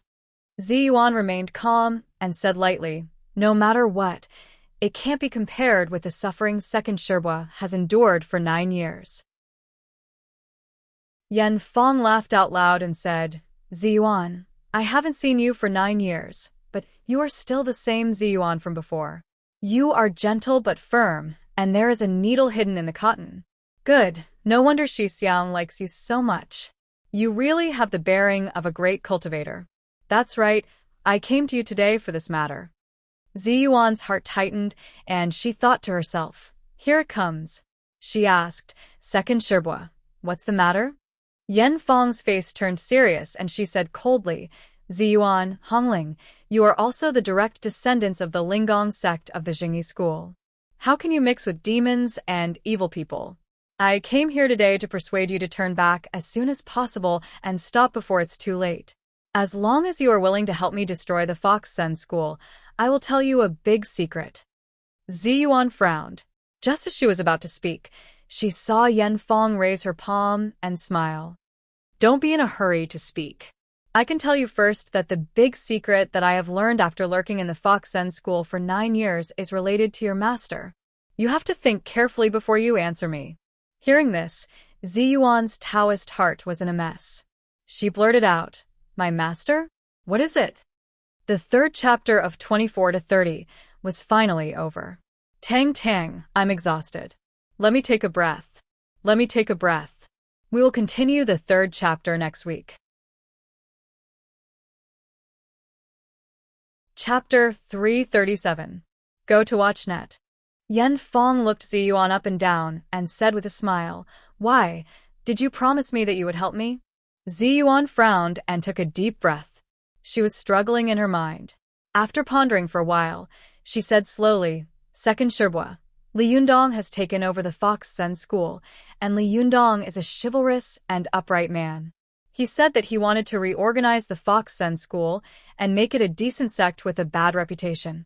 WatchNet. 7KOM. I believe he can do it. Why don't you give him a chance? As the saying goes, it's better to squash enmity than keep it alive. Yan Fang's face changed greatly, and she said angrily, "Bastard, what did you say? This stinking brat messed up my plans last time, and I haven't even found trouble with him, yet you're actually speaking up for him. Have you lost your mind?" Ziyuan also said with a sullen face, "Second Sherbois, my master once left a psalm, pointing out that my future cultivation will fall on this Li Yundong. That's why I got in touch with him. Over the past few days, I've discovered that not only is he a cultivation genius that only appears once every 500 years, but he's also a rare and extraordinary man." Ziyuan's face was as calm as water, and she spoke with confidence and assurance. "Second Sherbois, let me ask you, a man who would rather suffer a heavenly tribulation and enforce justice on behalf of heaven, could he be a bad person? Second Uncle Master, let me ask you, a cultivator who is surrounded by peerless beauties all day long and still has the primordial young body of a child, can he be a bad person? Second Martial Uncle, let me ask you, a man who clearly knows that the other party is a fox demon, but is still infatuated with her, can he be a bad person? If he is, then there is a limit to how bad he is. I believe that one day, he will be able to turn over a new leaf and promote the righteous path of cultivation." Ziyuan said in a sonorous voice, "Second Sherbois, whether you believe it or not, I firmly believe that Li Yundong will be able to transform the Fox Zen school, which has a bad reputation, into a righteous sect that promotes righteousness in the future. So, Second Martial Uncle, I won't help you. On the contrary, I advise you to let go. Is there any enmity in this world that can't be resolved? You have caused the deaths of so many people in the Fox Zen school. Lu Yi is dead, and Ao Wushuang has been sealed by you. Second Sherbois, please stop." Yan Fang burst out laughing. She looked at Ziyuan and said meaningfully, "Ziyuan, have you fallen in love with her?" Ziyuan's expression changed drastically. She said in a panic, Second Sherbois, what nonsense are you talking about?" Yan Fanglian sneered, "You don't have to deny it. As an experienced person, I can naturally see through everything. Since you want to protect this stinking brat, then let me tell you, when the time comes, don't regret it." The panic in Ziyuan's heart only lasted for a moment. After all, she was a master with great cultivation. She quickly regained her composure and asked, "What catastrophe?" Yan Fang sneered and said, "Do you think I want to destroy the Fox Zen school just for personal grudges?" "Humph, yes. At first I just wanted to make trouble for Ao Wushuang, until I accidentally discovered a secret of the Fox Zen school." "He." Ziyuan asked, "What secrets?" Just as Yan Fang was about to speak, she heard footsteps coming from the stairwell. Her face changed, and she swallowed her words. She sneered and said, "It won't do you any good to know now, but let me tell you, I will destroy the Fox Zen school. If you insist on going your own way, be careful that I won't be polite to you." After saying that, her figure flashed and quickly crashed into the wall of the stairwell. Then, her figure quickly disappeared. Watch net. 7KOM. Wan Hongling was shocked. She cried out involuntarily, "Sister Ziyuan, isn't Second Sherbois a yang spirit body? The body of the yang spirit should be a physical clone. It's impossible for it to go through the wall." Ziyuan's face was serious. Second Sherbois' primordial spirit has been cultivated to the peak of yuanying. She can switch between yin and yang at will. At the moment when she was about to hit the wall, she transformed her yang spirit into yin spirit, so she could pass through the wall. Wan Hongling sucked in a breath of cold air. Amazing! Second Sherbois' primordial spirit has been out of her body for so long, but she can still be so powerful. This is ridiculous. Ziyuan shook her head and said, "No, logically speaking, it's impossible for a person's yang spirit to be so powerful after being out of her body for so long. Even Zhang Sanfeng could only go out of his body for 3 days without his primordial spirit weakening. To be able to go out of her body for such a long time without her primordial spirit weakening at all, it's absolutely impossible." Wan Hongling's heart skipped a beat. Unless. Ziyuan also looked at her and nodded slightly. unless she has already found a physical body to reside in. After Zi Yuan finished speaking, her eyes suddenly lit up. She quickly turned around and rushed to the clothing store where the Fox Sen school had been. When she rushed into the clothing store again, Suchan had just changed into a new milky white lace dress. She looked charming and lovely. As soon as she saw Zi Yuan, she jumped over with a smile and said, "Sister Zi Yuan, do I look beautiful in this?" Zi Yuan looked her up and down and said with a smile, "Very beautiful. By the way, Suchan, where are your 3 sherbas?" Suchan blinked, pointed to the changing room, and said, "Over there. My 6th sherbwa and 3rd sherbwa are trying on clothes in the changing room. 5th sherbwa came out a long time ago. Let's go." 7 KOM. While she was talking, she saw the door of the dressing room creak open, and Zhuang Yuting came out. She was wearing a cheongsam, which made her look natural and charming. Suchan greeted her with a smile and said, "3rd sherbwa, you came out? Sister Zi Yuan, and the others are looking for you." Zhuang Yuting raised her head and asked curiously, "Jinren Zi Yuan, Jinren Hongling, what can I do for you?" Zi Yuan smiled and shook her head. "Nothing."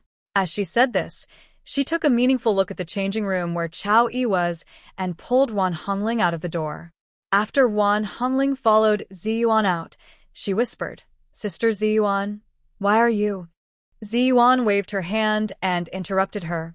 "Don't say anything. There are some things that you know in your heart. I'm not sure now. However, this matter is very strange. Let's wait and see." Wan Hongling nodded and asked again, "Sister Zi Yuan, do you want to tell Li Yundong that we met 2nd sherbwa?" Zi Yuan thought for a moment, then shook her head and said, "Forget it, it's better not to say it. Some things will cause misunderstandings." Wan Hongling said, "All right," but in her heart, she thought, "Sister Zi Yuan, you don't want Li Yundong to know that you have fallen in love with him, do you? But have you fallen in love with this guy?" While the two of them were talking, Li Yundong was alone in the dining room, resting with his eyes closed. Suddenly, he heard a voice beside him. "Hey, isn't that Jiu Xian's?" Li Yundong opened his eyes and saw a dignified middle-aged man in a suit and leather shoes standing in front of him. He was holding 2 beautiful women in his arms and looking at him with a smile. Li Yundong took a look and thought, "Hey, isn't this Zhao Yuzhen who wanted to force Chao Kefi to drink with him last time?" Li Yundong laughed in his heart. "It's really a narrow road for enemies. How did I run into this guy?" Li Yundong didn't stand up. He just raised his eyelids and looked at Zhao Yuzhen calmly, pretending not to know him. "You are?" Zhao Yuzhen seemed to have forgotten the pain. He laughed, pulled a chair over, and sat down casually. Then, he beckoned the 2 women beside him to sit down as well. He said, "Little brother, the world is really small. I can meet you everywhere I go. Hee, how has President Chao been recently? You've made a lot of money with her, haven't you?" Li Yundong was not a fool. Naturally, he could hear that Zhao Yuzhen was secretly mocking him for living off a woman. In the past, he might have been angry in his heart, but what kind of person was he now? How could he care less about such a person? Li Yundong said with a smile, "Ah, I remember. You are President Zhao, who was drunk and shameless last time. Why, do you want to drink with me again this time?" Zhao Yogan's expression changed when he saw that Li Yundong was trying to expose his wound, but he soon smiled again. He said to the 2 beautiful women beside him, "Young people are really hot-tempered, aren't they?" Although it was almost winter, Tiannan City was a southern city. The 2 women were dressed very fashionably and exposed. Their faces were covered with heavy makeup, and they looked like prostitutes. When they saw Li Yundong for the first time, their eyes lit up and they looked him up and down with interest. At this time, when they heard Zhao Yogan's words, they thought in their hearts, not only is he hot-tempered, but he's also a handsome man. But they were living next to Zhao Yuzhen, so of course they had to go along with his words. The one on the left, who was slightly rounder, covered her mouth and said, "Young people are indeed hot-tempered, but he's not as calm as you, President Zhao." The one on the right laughed and said, "President Zhao is a successful person. You can't compare." Li Yundong felt strange when he heard this, but he still remained calm and looked at Zhao Yuzhen with a smile, as if he wanted to see what he was going to show off. Last time, Zhao Yuzhen had gone to make trouble for Li Yundong and wanted to teach him a lesson, but he had been humiliated by Li Yundong. Fortunately, he had reacted quickly at that time and escaped the humiliation of being drunk. Otherwise, he would have been humiliated in the future. Zhao Yuzhen had always taken this matter as a great humiliation, and he had always wanted to find an opportunity to take revenge. Today, he had found two lovers to attend a small banquet. When he passed by, he found Li Yundong sitting alone in the restaurant. He suddenly remembered the old hatred, so he came over with two beautiful women to put on airs and show off. Zhao Yuzhen sat there boldly and tapped the teacup in front of him with his fingers. The round-faced beauty beside him obediently poured him a cup of tea, and the pointy-faced beauty on the left picked up the cup and offered it to him. She said in a sweet voice, "President Zhao, please have some tea." Zhao Yuzhen nodded and took the teacup in his hand in a very ostentatious manner. Then he said to Li Yundong proudly, "Little brother, women are still so considerate. If he had to please a woman for the sake of money, his life wouldn't be smooth sailing, right? Although it's capital to let a woman spend money for you, it's not satisfying. It's better to make money for a woman to spend money and let a woman please you. This kind of thing will be more enjoyable, right?"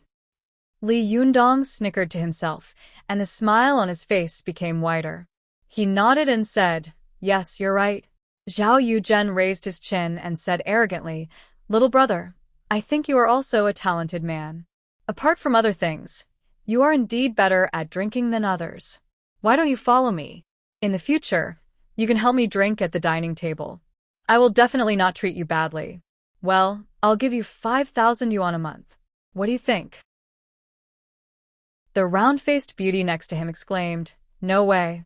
You can earn 5,000 yuan by drinking every month? Is it so easy to earn money? President Zhao, you're biased. I want it too." The other beauty also said coquettishly, "President Zhao, you can't favor one and discriminate against the other." Zhao Yuzhen's face was full of satisfaction. He said, well, you greedy demons, I've given you enough money. I'll make it up to you when we go back. Hee, I'll give you a good meal." His last words were meaningful. The two women giggled and flirted with him. "President Zhao, you're so bad. You're so annoying." Zhao Yuzhen hugged them and said proudly to Li Yundong, "Little brother, what do you think? It's such a good condition. Do you agree?" Li Yundong saw that he had been putting on airs until now, and even asked him, a dignified cultivator and the leader of a sect, to help him drink. He couldn't help but raise his head and laugh. Chapter 338. Go to watch net. Li Yundong's laughter hurt Zhao Yuzhen's self-esteem. He said with a sullen face, "What? Do you think the money is too little?" Li Yundong waved his hand with a smile and said, No. In fact, if I were really a college student who hadn't graduated yet and only helped you drink, it would be a lot of money for a month. Go to watch net." Zhao Yuzhen's anger turned into joy and he said, "That's right. What kind of future can you have with a woman? Why don't you come to me?" Li Yundong refused with a smile. It's not necessarily that there is no future with a woman, and it's not necessarily that there is a future with a man. However, I still like to be alone. It's good like this. President Zhao, I appreciate your kindness. Zhao Yuzhen's face darkened again. What do you mean? Isn't it good to be with me? Humph. Young people nowadays are all arrogant and think that they're great. I think there are many who have high standards but low ability. Li Yundong smiled but didn't say anything. The two beautiful women beside him also said, "That's right. It's good to follow our President Zhao. This is a once-in-a-lifetime opportunity." Another beautiful woman also tried to persuade him, "Handsome man, don't get it wrong. How much money can a college student make after graduating? It's not even enough to pay the rent. Where can you find such a good thing?" Zhao Yuzhen scolded them with a smile. "You two little girls, do you want to make me a cuckold just because I'm handsome?" When the two beautiful women heard this, they said in a coquettish voice, "President Zhao, We are infatuated with you. Zhao Yuzhen laughed wildly and said, It's true that you are infatuated with my money. Li Yundong looked at Zhao Yogen's ugly behavior with a smile. Just as he was about to speak, he heard a voice say, Li Yundong. Who is this person? Li Yundong turned his face and saw Wan Hongling looking at Zhao Yuzhen, who was sitting in front of the table with a strange expression. Zi Yuan was standing behind her, her eyes a little confused, as if she had something on her mind. He suddenly remembered that when he had first met Wan Hongling, it was also when he had met Chao Kefi and become enemies with Zhao Yuzhen. At that time, he was really a young boy. He didn't even know that he had eaten Renuan Jindan, and he was cultivating with Su Chan in a muddle-headed manner. But now, he had become a famous master of the younger generation in the cultivation world, and the leader of the Fox Sen school. Although he was the same person, the changes between the two were really incomparable. Watch net. Li Yundong felt a little emotional in his heart. He had originally wanted to tease Zhao Yuzhen, but now he had given up. He smiled at Wan Hongling and said, It's nothing. I used to know someone. He came over to say hello and asked me to join him. When Zhao Yuzhen saw Wan Hongling, he was stunned. He thought to himself, how can this girl be so beautiful? What's more, her temperament is even more outstanding. The two beauties beside me are not bad. Compared with her, they are like chickens compared to phoenixes. They can't be compared at all. But when his gaze followed Wan Hongling and fell on Zi Yuan, his mind suddenly rumbled, and his head almost exploded. He opened his mouth and wanted to shout, There is such a beautiful woman in this world. Is there really a fairy in this world? What kind of man in this world can have such a fairy? Wan Hongling's pride and beauty, as well as Zi Yuan's ethereal temperament, stunned Zhao Yuzhen and the two beauties beside him. For a moment, they were a little stunned and couldn't come to their senses. Wan Hongling looked at Zhao Yuzhen impatiently and slapped the table. Hey, you're taking our seat. Please make way. Zhao Yuzhen was shocked and stood up in a daze. He saw Wan Hongling and Zi Yuan sitting opposite Li Yundong. He pointed at Zi Yuan and Wan Hongling in disbelief, and then at Li Yundong. He stammered, You. Wan Hongling saw that he had been looking at her lecherously before, so she was secretly unhappy. She said angrily, What do you mean by you? Hey, don't you have a place to sit? This restaurant is such a big place. Don't you know where else to go? Zhao Yuzhen could be considered a successful entrepreneur. Usually, everyone was polite to him. Even if Chao Kefi hated him, she had to speak politely for fear of making him unhappy.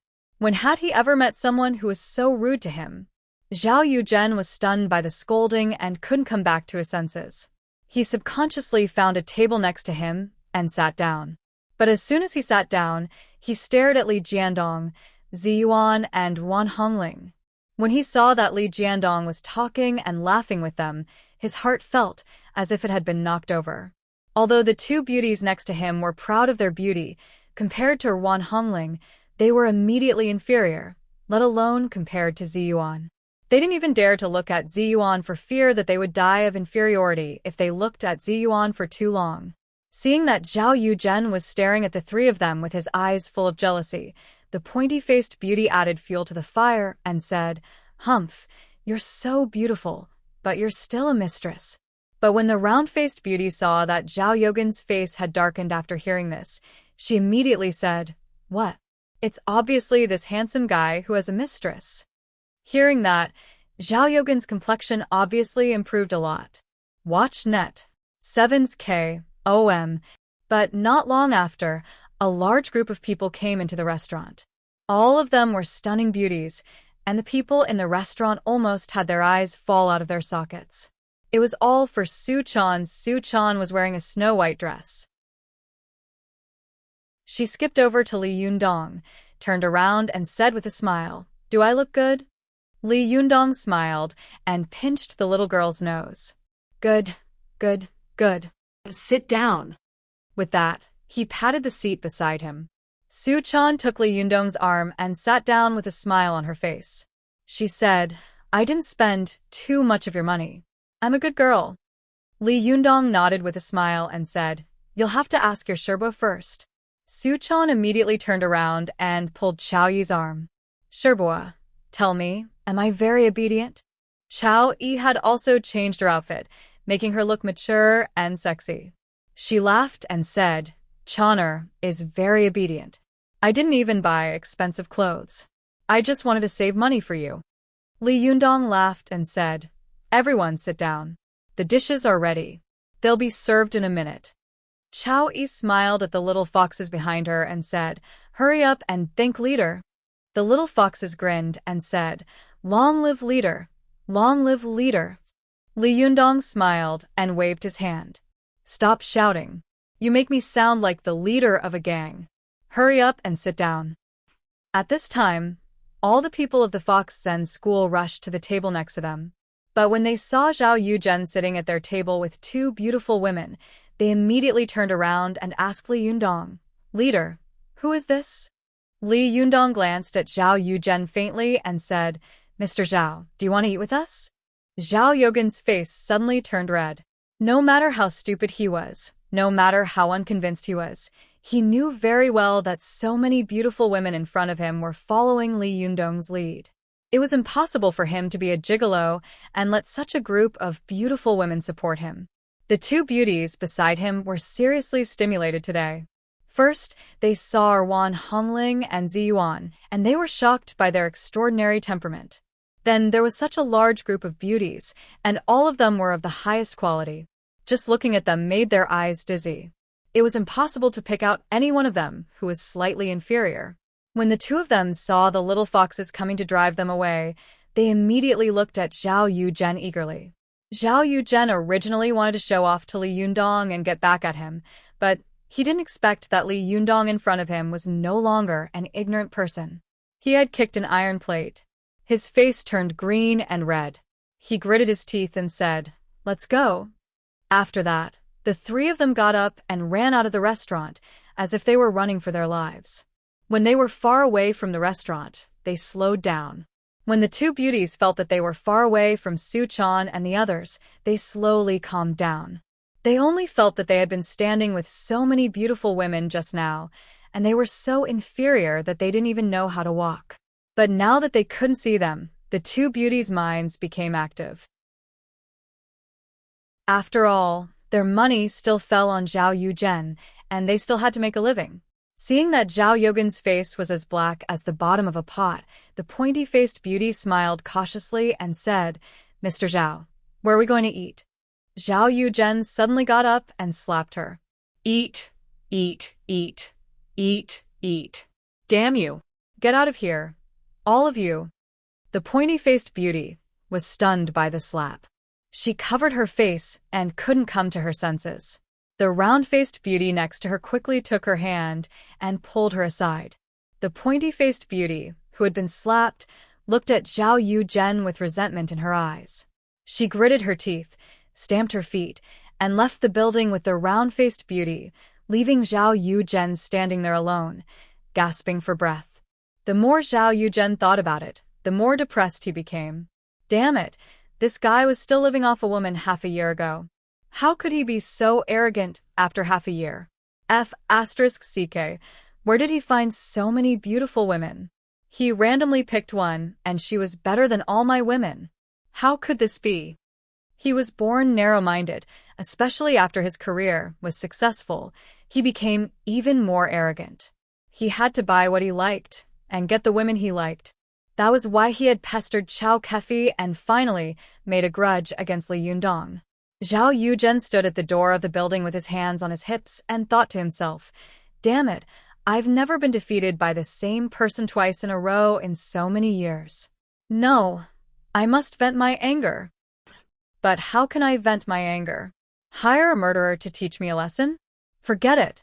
As a businessman, it's not easy for me to get away from this kind of thing. If I'm found out, I'll definitely be blackmailed by those officials. Zhao Yuzhen thought about it for a while but couldn't think of a good way. He stood alone at the foot of the building and thought about it. He didn't know how long he had been in a daze. Suddenly, he heard the familiar voices of Li Yundong and the others. He was shocked and then came to his senses. He hid to the side and followed them. Zhao Yuzhen saw that Li Yundong had come to a more prosperous area of the commercial street and walked to a shop for rent. He suddenly had an idea. Does this guy want to rent a shop? When he saw Li Yundong and the others looking up and down at the shop, he was more and more sure of his idea. Zhao Yuzhen knew very well that if they wanted to rent a commercial shop on this kind of pedestrian street, they had to find the local Bureau of Commerce. Coincidentally, he happened to know the director of the local Bureau of Commerce. Zhao Yuzhen took out his mobile phone from his pocket and called the director. Then he asked, "Director Wang, right?" "Haha, I'm Zhao Yuzhen." "Haha, no, I won't disturb your dinner. I want to ask you for a favor." Zhao Yuzhen told Director Wang that Li Yundong and the others wanted to rent a shop, and then added fuel to the fire. "I have some grudges with this guy." "Director Wang, are you?" Hearing this, Director Wang asked casually on the phone, "What's the background of this guy named Li Yundong?" Zhao Yuzhen laughed and said, "He's just an ordinary college student. He wants to start his own business.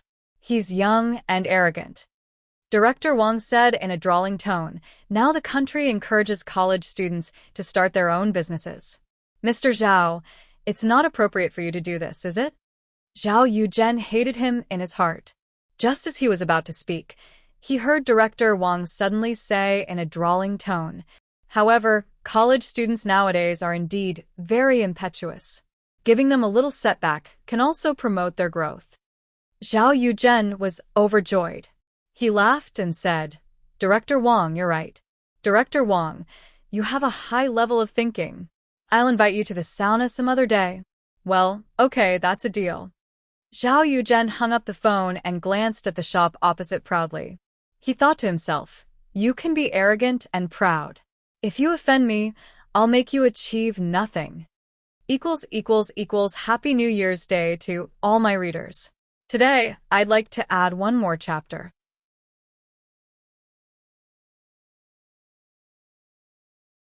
Chapter 339. Go to Qinhuang. The shop that Zhou Qin was interested in was a shop on the pedestrian street of Tianan City. It had 2 floors and was about 300 square meters. It used to be a small electrical appliance market, but because it couldn't keep up with the times, its business was gradually taken away by large shopping malls. Its turnover had been declining year after year, and the boss couldn't stand it anymore, so he was thinking about transferring the shop in his hands and doing other business. Go to Qinhuang. Li Yundong followed Zhou Qin to the shop and looked up and down. He whispered to Zhou Qin, "This shop is good. It's spacious and bright, and it's facing the street, but the rent is probably quite high. I don't know if we can afford it." Zhou Qin explained with a smile, "I've inquired about it. It's 300,000 yuan a year." Li Yundong was shocked. 300,000 yuan a year? That's a lot of money. Zhou Qin said, "It's a lot. We rented 2 houses before, which cost more than 100,000 yuan a year. But those are residential houses and this is a shop facing the street, so it's naturally expensive." Li Yundong thought for a while, then turned to Ziyuan and asked, "Ziyuan, what do you think?" Ziyuan was a little distracted and said blankly, "Ah, what did you say?" Li Yundong felt strange. He had never seen Ziyuan like this before. He couldn't help but ask, "What's wrong with you? You seem to have something on your mind." Ziyuan calmed down and smiled slightly. "Nothing. Are you asking about the rent?" Seeing that she was unwilling to tell him, Li Yundong stopped asking. He wanted to find a chance to ask her in private. He said, "Yes, I think the price is a little high. 300,000 yuan a year is a lot of money. Even if we pay it once a year, we will have paid all our money. Let alone the decoration, we will be strapped for money again." Li Yundong continued, "You see, although we have a lot of tea products on hand, we can't just open a tea house with Taiguanin, can we? We will definitely have to buy more tea, and then we will have to spend money again." As he said this, Li Yundong couldn't help but smile bitterly. "I don't know how expensive it is if I'm not in charge. Only after becoming the leader did I realize that money is really not money. I used to think that all cultivators could abstain from eating and didn't have to spend a penny on food. Now I know that it's all nonsense." Ziyuan smiled and said, "Dharma, wealth, companions, and earth treasures. You can't cultivate without money. Great cultivators also needed to eat and drink. The theory of cultivation originated from traditional Chinese medicine. It was a scientific and rigorous thing. Even if it was explained by Western scientific theories, some things could still be explained. Watch net. The so-called law of conservation of energy can explain the law of cultivation.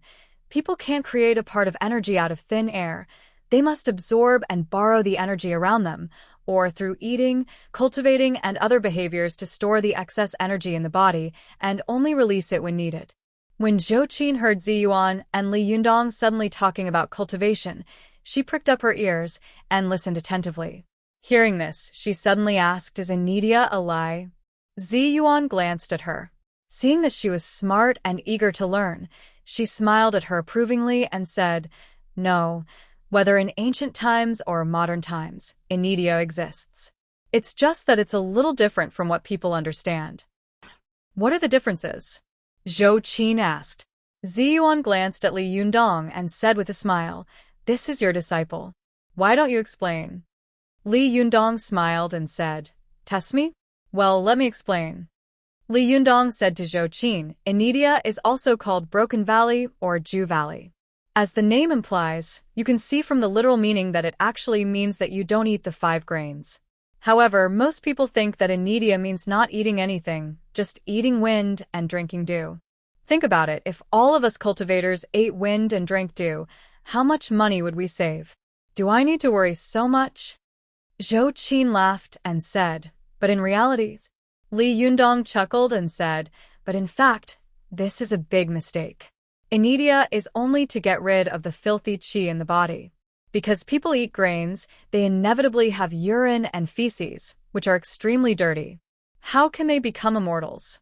But if they don't eat grains, where does human nutrition come from? People have to consume energy to live. Where does this energy come from? Could it be that he really came here to eat wind and drink dew? Isn't that a big joke?" Zhou Qin became more and more curious. "Then where does the nutrition come from?" Li Yundong smiled and said, "Where does it come from? To eat other things. Abstaining from grains is just not eating the 5 grains and miscellaneous grains. Eating other things is not the 5 grains and miscellaneous grains." Zhou Qin was surprised and surprised. "No way? Then won't eating other things cause, urinate and defecate?" Li Yundong laughed and said, "It depends on what you eat." The Book of Northern Qi once recorded a hermit cultivator of Mount Langya. He practiced the art of Anidia, but he ate pine nuts, atractylodes, macrocephala, poria, and other raw medicines every day. The Book of Old Tang also recorded a person named Wang Yuanji, who was also a cultivator, who practiced the art of Anidia. What did he eat every day? Ganoderma. He ate Ganoderma as a meal. Of course, he didn't eat grains. Zhou Qin opened her mouth wide. "No way, he ate Ganoderma as a meal? How much would this meal cost?" Zi Yuan chuckled and said, "So, now do you know why wealth ranks second among cultivation, wealth, companionship, and earth tools? In the past, many cultivators in ancient times had poor families and little money. They yearned for cultivation, but they didn't have the money to buy all kinds of medicinal materials necessary for cultivation, so they went up the mountain to dig medicinal materials and cultivate in the mountains. Go to the internet." 7th KOM. Zhou Qin sighed and said, "No wonder those cultivators lived in the mountains in ancient times, and all of them were proficient in traditional Chinese medicine. It turns out that they wanted to be self-sufficient. But why haven't I heard of these things in modern times?" On January 7, 1988, the People's Daily reported on a 25-year-old girl from Yuxingtang Village, Xianjiapa District, Making City, Hubei Province. This girl's name was Xiong Ziyiding. When she was 15 years old, she had a serious illness. After she escaped from danger, she didn't eat any food for 10 years. When she got out of bed, she moved as usual and smiled freely. At that time, it was a strange story. Li Yundong smiled and said, "This girl must have met a great cultivator and taken some Anidia pill or some miraculous medicine." Zi Yuan glanced at Li Yundong and nodded. "You guessed right. Back then, Celestial Master Zhang of Arjingyi school happened to pass by and fed her the immortal Anidia pill, which saved her life. Li Yundong asked curiously, "Then she didn't cultivate later?" Ziyuan shook her head and said, "No, a serious illness burned her cauldron. Even if she was saved, it would just be a broken cauldron." Zhou Qin asked curiously, "The immortal Anidia pill? Is there such a thing in this world?" Ziyuan smiled and said, "Yes, I still remember the prescription." Zhou Qin asked curiously, "Tell me about it."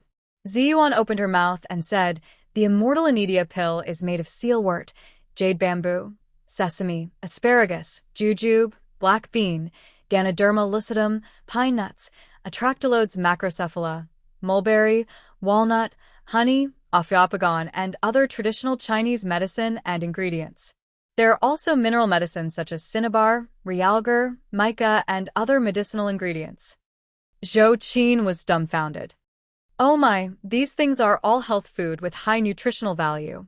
That means you don't have to eat grains. How much money would it cost to eat this every day?" At this time, Li Yundong laughed and said, "You also understand?" Ziyuan smiled and said, "Among the cultivation sects, only a few big sects with strong financial resources can practice Anidia cultivation, and only a few leaders and direct disciples can take this kind of immortal Anidia pill. Even the leaders of ordinary sects can't afford it, so we in the cultivation world also have a nickname for the immortal Anidia pill." Li Yundong and Zhou Qin asked in unison, "What nickname?" Ziyuan pursed her lips and said happily, "The pill of ruin." After that, the three of them burst out laughing in unison. Su Chan, who was messing around in the shop, heard their laughter and came over curiously. She blinked her eyes and asked, "Yundong, what are you talking about? Why are you laughing so happily?" Li Yundong chuckled and touched her head. "It's nothing. What do you think?" Su Chan nodded excitedly. "Well, it's very good. We all like it here, very much." Li Yundong said to Zhou Qin, "Then let's rent this place." "I won't dawdle." Zhou Qin saw that Li Yundong had been frowning because of the high rent. He had discussed it with her and Ziyuan for a long time and had been hesitant. But now, with a word from Su Chan, he immediately made a decision. It could be seen that Su Chan's position in his heart was very important. Zhou Qin sighed in her heart, but she didn't show it on her face. She nodded with a smile and took out her mobile phone. "I'll call someone from the Bureau of Commerce." After that, she walked to the side to make the call. Li Yundong nodded with a smile. He wondered in his heart, didn't Zhou Qin's relationship with the officials break down because of her father's fall? How can she still contact the Bureau of Commerce? But he quickly thought, a centipede is dead, but not dead. After all, the Zhou family still has some power in Tianan City. But not long after, Li Yundong saw Zhou Qin walking over with a livid face. Li Yundong's heart skipped a beat, and he asked in a deep voice, "What's wrong?" Zhou Qin's face was cold, and she didn't speak for a long time. After a while, she gritted her teeth and sneered. "Seeing that our Zhou family has fallen, the tea has cooled down. Now he's putting on airs." As she said this, she looked at Li Yundong in confusion. "Master, have you offended someone? As soon as I said that you wanted to rent the store, they immediately went back on their word." Li Yundong said in surprise, "Me? No? Wait." Li Yundong said thoughtfully, "In fact, there are quite a few people I've offended. Lu Chuan in the school is one, and I've offended the 6 great sects in the cultivation world, not to mention the Jingyi school. In the business world, I've offended Jing Yuming and Zhao Yuzhen." Ziyuan said helplessly, "Remember last time on Mount Tianlong, I told you not to kill too much so that you wouldn't be able to do anything in the future? Do you understand now? There are many villains in this world. You can crush them with one finger in a head-on confrontation, but they are best at stabbing you in the back. You don't even know who is trying to harm you." Li Yundong said with a wry smile, Yes, Jinren Ziyuan is right. What should we do now?" "Zhou Qin, is there any room for negotiation?" Zhou Qin shook her head and said, "If my father was still in his position, nothing would be a problem. But now, Li Yundong didn't want Zhou Qin to carry a psychological burden. Although he was secretly unhappy, he still smiled and comforted her. It's okay. Tang Sanzang will encounter 81 difficulties when he goes to the West to obtain Buddhist scriptures. Our difficulties are nothing. Zhou Qin sighed and said, the shop here is the most ideal. The other shops are not very ideal. Li Yundong smiled and said to Su Chan, go and call your Sherbua and Shiji. Let's go. Seeing that things were not going well, Su Chan answered obediently and said goodbye to the Fox Zen school. Then, the group of people left the shop together. When they arrived at the pedestrian street, Zhou Qin sighed and said, Master, it's all my fault. If I had just... Li Yundong interrupted her and said with a smile, don't say it. It's not your fault. As the saying goes, there will be a way when the car comes to the mountain, and the boat will go straight when it comes to the bridgehead. There must be a way. If it doesn't work, it's okay not to rent this place. Let's go and see if there are any good shops in other places. The others nodded one after another. Just as they were about to leave, they suddenly heard an old voice shouting in surprise and joy, Little Magic Doctor? Li Yundong found the voice familiar, but he didn't take it to heart. Zhou Qin's heart skipped a beat. She turned around and took a closer look. She saw an old lady in a dark blue short coat and a pair of navy blue cloth shoes looking at her with a smile on her face. Zhou Qin recognized that the old lady in front of her was the old lady who had been very close to her when she had been in the hospital. She was surprised and happy and shouted, Old Lady Su, in the afternoon, I will go out to watch a movie. I wish everyone a happy new year. Thank you to everyone who voted for me in the new year. Thank you for your support and encouragement. I cupped my hands and bowed. Chapter 340. Go to WatchNet. Old Lady Su hadn't dared to confirm it before, so she had just called out tentatively. At this time, when she saw Zhou Qin turn around, she realized that it was indeed them. She knew that Zhou Qin was here, so the boy beside her must be the little magic doctor who had cured her. She smiled and said, Little Zhou, it's really you. WatchNet. At this time, Li Yundong turned around and also recognized the old lady in front of him. It was the old woman he had cured in the hospital. He smiled and said, It's you, old lady. Granny Su held Zhou Qin in one hand and Li Yundong in the other. She looked very enthusiastic. Her old face was smiling like a chrysanthemum. Little magic doctor, you left in a hurry last time. I wanted to thank you, but I couldn't find you. God has eyes, I've finally met you today. You're not allowed to run away. I have to thank you properly. You cured my illness last time. My body is so good now. It's like I'm 10 or 20 years younger. Li Yundong chuckled and said, Grandma, this is what I should do. Old Lady Su said disapprovingly, Hey, what are you talking about? How can there be such a natural thing in the world? Good people must be rewarded. Otherwise, who would be a good person in this world? If they were all bad people, wouldn't the world be in chaos? No, I must thank you properly today. No, have you eaten yet? Let me count the number of people here. Old Lady Su counted them one by one with a smile. She smiled ambiguously at Li Yundong and said, Good heavens, more than a dozen beautiful girls are as beautiful as flowers. Little magic doctor, you are so capable and lucky. Let's go eat together. Li Yundong smiled and said, Grandma, we've already had dinner.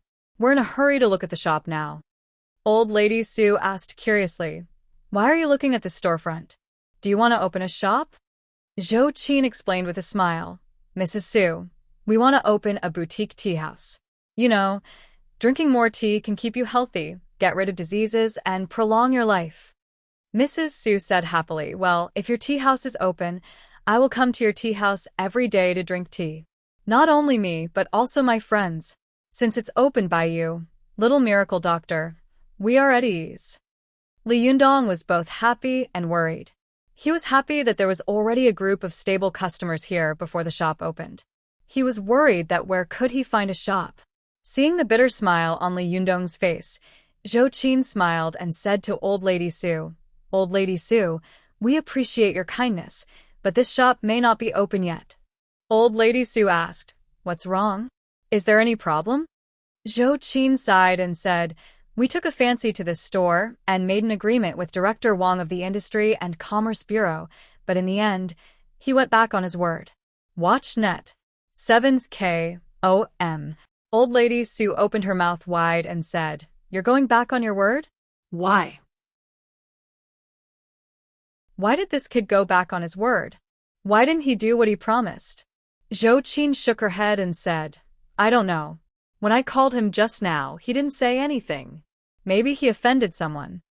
Old Lady Sue slapped her thigh and said angrily, "This brat. Give me the phone.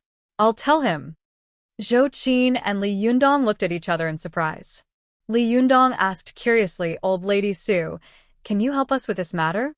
Old Lady Sue laughed and said, "This brat is my son. Do you think I can help you?" Li Yundong and the others were all overjoyed. Zhou Qin smiled and dialed the phone. Director Wang said impatiently on the phone, "Hey, didn't I say that this matter can't be done?" Zhou Qin didn't wait for him to finish speaking. She smiled and handed the phone to Old Lady Sue. Old Lady Sue shouted into the phone as if she were holding a walkie-talkie, "Wang Dongliang, you little bastard, get over here quickly." Bang. The sound of something falling came from the phone.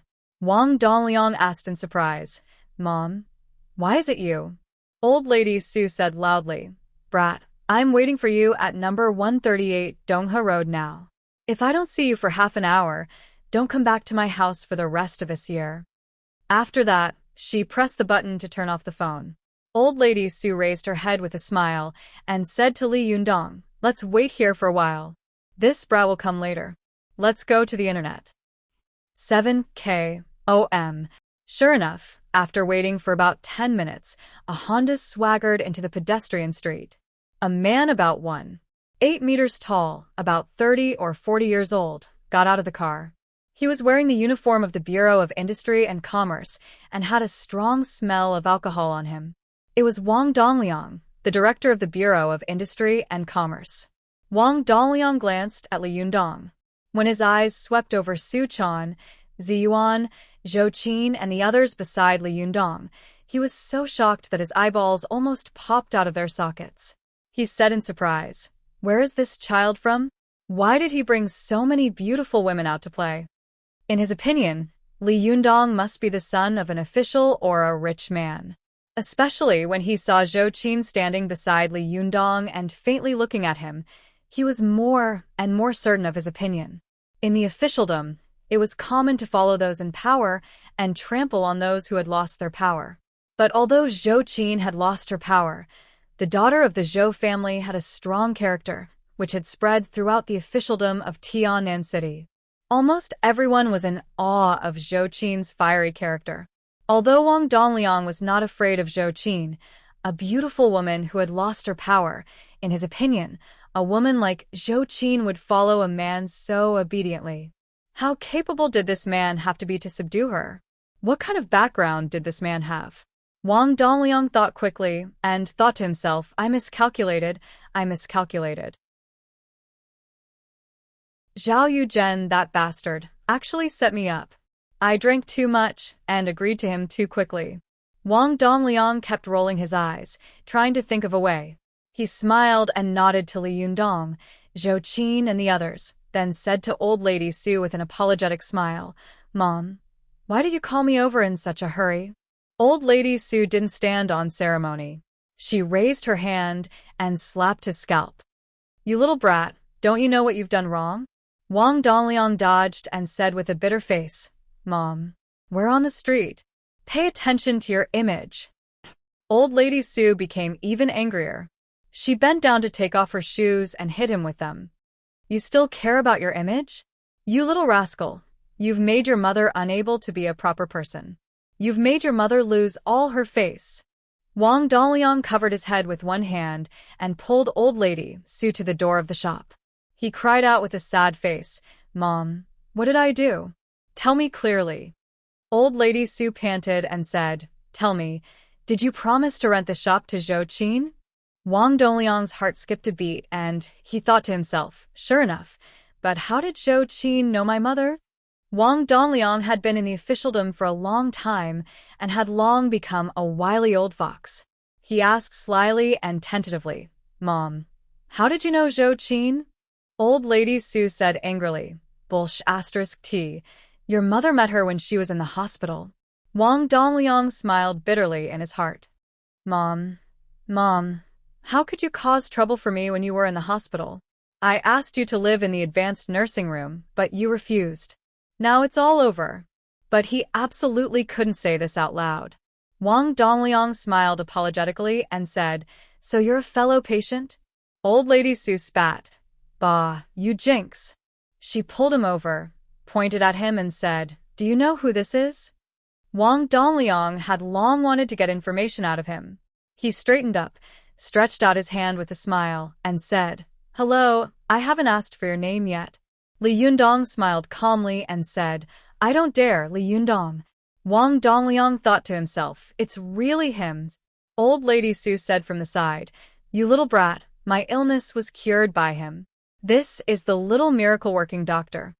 Wang Dongliang looked at Li Yundong with wide eyes and said, "Are you the little miracle-working doctor that my mother always talks about? I've heard so much about you that my ears have become calloused. Seeing you today, it's really not as good as hearing about you." Li Yundong chuckled and said, "Old Lady Su, you flatter me." Wang Dongliang saw that Li Yundong was young, but his temperament was really extraordinary, especially when it came to dealing with people. He had the demeanor of a great master. He was secretly surprised, and his face became more and more enthusiastic. Hello. I've always wanted to thank you in person, but I haven't found a chance. I didn't expect that I would rush into the temple of the Dragon King today. I'm really sorry. Wang Dongliang saw that Li Yundong was surrounded by beautiful women, and he really didn't look like an ordinary person. He couldn't figure out his background, and his mother was making a fuss, so he could do him a favor. He took advantage of the situation and said, "You want to rent the shop, don't you?" "No problem, I'll go back and approve it." Li Yundong was overjoyed, but he didn't show it on his face. He just smiled faintly and said, "That's great. But how many years do you want to rent it?" Wang Dongliang said, "Generally, there are 2 years of rent, and there are also 3 years of rent." Li Yundong asked, "But I have limited funds on hand. Can I rent it once a year?" Wang Dongliang looked embarrassed. As soon as he hesitated, Old Lady Su immediately slapped him with the sole of her shoe and shouted, "What else are you thinking? What's the difference between renting it once a year and once every 2 years? It doesn't matter who I rent it to, but to the little miracle-working doctor. He can benefit society. I'm still waiting to drink his tea." Wang Dongliang's arm was covered with gray shoe prints, and he looked embarrassed. He smiled bitterly and said, "Mom, don't make trouble. We have rules." Seeing that Old Lady Su was about to make trouble again, he quickly said, "But rules are dead, and people are alive." Wang Dongliang thought for a moment and said, "It's not impossible to rent it once a year, but you have to pay 300,000 yuan in full." Before he could open his mouth, Old Lady Su next to him opened her mouth wide and said in surprise, 300,000 yuan? Are you a robber or a hooligan? Last year it was 200,000 yuan, and this year it has risen to 300,000 yuan? No, 200,000 yuan. Don't you know that the country is now suppressing housing prices? You're blatantly going against the country." Wang Dongliang didn't know whether to laugh or cry. "Mom, these are 2 different things. Can you stop making a fuss? I'm begging you. Our Bureau of Industry and Commerce has a task target every year." Old Lady Su said angrily, "What bullshit task target? Who are you fooling? Do you think I don't know your tricks? Doesn't the extra money go into your pockets?" No, I don't care about others, but the little miracle-working doctor wants to rent the shop, so I must take care of it.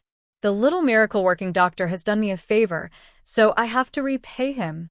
200,000 yuan for a year rent. Do as you see fit. Anyway, I'm telling you today. If you don't agree, don't call me mother in the future.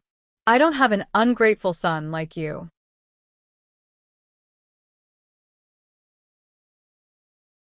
Chapter 341. Go to Watch Network. Wang Dongliang was completely speechless.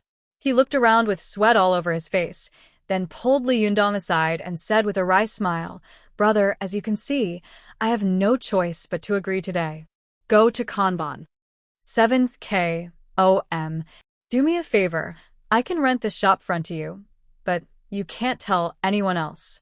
Otherwise, I'll be out of luck, and your shop front will be gone too." Li Yundong laughed and said, "Director Wang, that's for sure. In the future, when my tea house opens, you can come more often. I see that you don't look well, so I guess there's something wrong with your liver. It's good for your liver to drink more tea here." Wang Dongliang didn't take it seriously at all.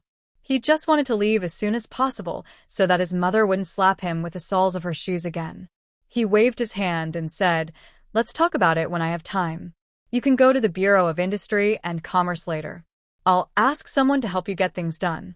I still have something to do, so I'll leave first." Li Yundong didn't ask him to stay and said with a smile, "Okay, see you later." Wang Dongliang turned to old lady Su with a flattering smile and said, "Mom, are you satisfied now?" Old lady Su's anger turned to joy and she said, "That's more like it. Go and do your thing. There's nothing for you to do here." Wang Dongliang was depressed. "Oh, she really comes and goes at my beck and call." Gloomily, he got into the car, started the car, and drove away. Li Yundong and the others looked at each other and then cheered in unison. The little foxes even high-fived each other to celebrate. Su Chan smiled and held Li Yundong's arm. She sighed and said, "Yundong, we finally have our own territory." Li Yundong laughed and scolded, "You make it sound like we're a group of gangsters." Old lady Su looked at Su Chan curiously and muttered in her heart, "Who is this young magic doctor's girlfriend? Xiao Zhou, or this girl in front of me?" She muttered in a low voice, "If gangsters can get so many beautiful women, then the welfare of the underworld is too good." Although old lady Su's voice was low, Li Yundong and the others could hear it clearly. They all laughed out loud. The matter of renting a house had taken a turn for the better. Li Yundong smiled at old lady Su and said, "Grandma, if it weren't for you today, I would have to run a lot. Watch net." Old lady Su waved her hand with a smile and said, "No, no, no. I just happened to meet you at the right time. If it weren't for your excellent medical skills and medical ethics, I wouldn't have helped you, right? At the end of the day, you are a good person. In this world, good people will be rewarded." Li Yundong laughed and said, "Yes, you're right, Grandma. Why don't we find a place to eat? I want to thank you properly." Old lady Su had warmly invited Li Yundong and the others before, but now she smiled and declined. "Forget it. I thought you came out to have fun, so I invited you. But it turns out that you came out to take care of the shop. Now you have to hurry to sign the contract, and then you have to work on the design, decoration, and many other things. Haha, this old woman will not disturb you anymore." Zhou Qin also smiled and said, "Old lady Su, you are our great hero. If we don't thank you properly, we will feel uneasy." Old lady Su laughed and said, "It doesn't matter. Aren't you going to open a tea house in the future? I'll just come and sit.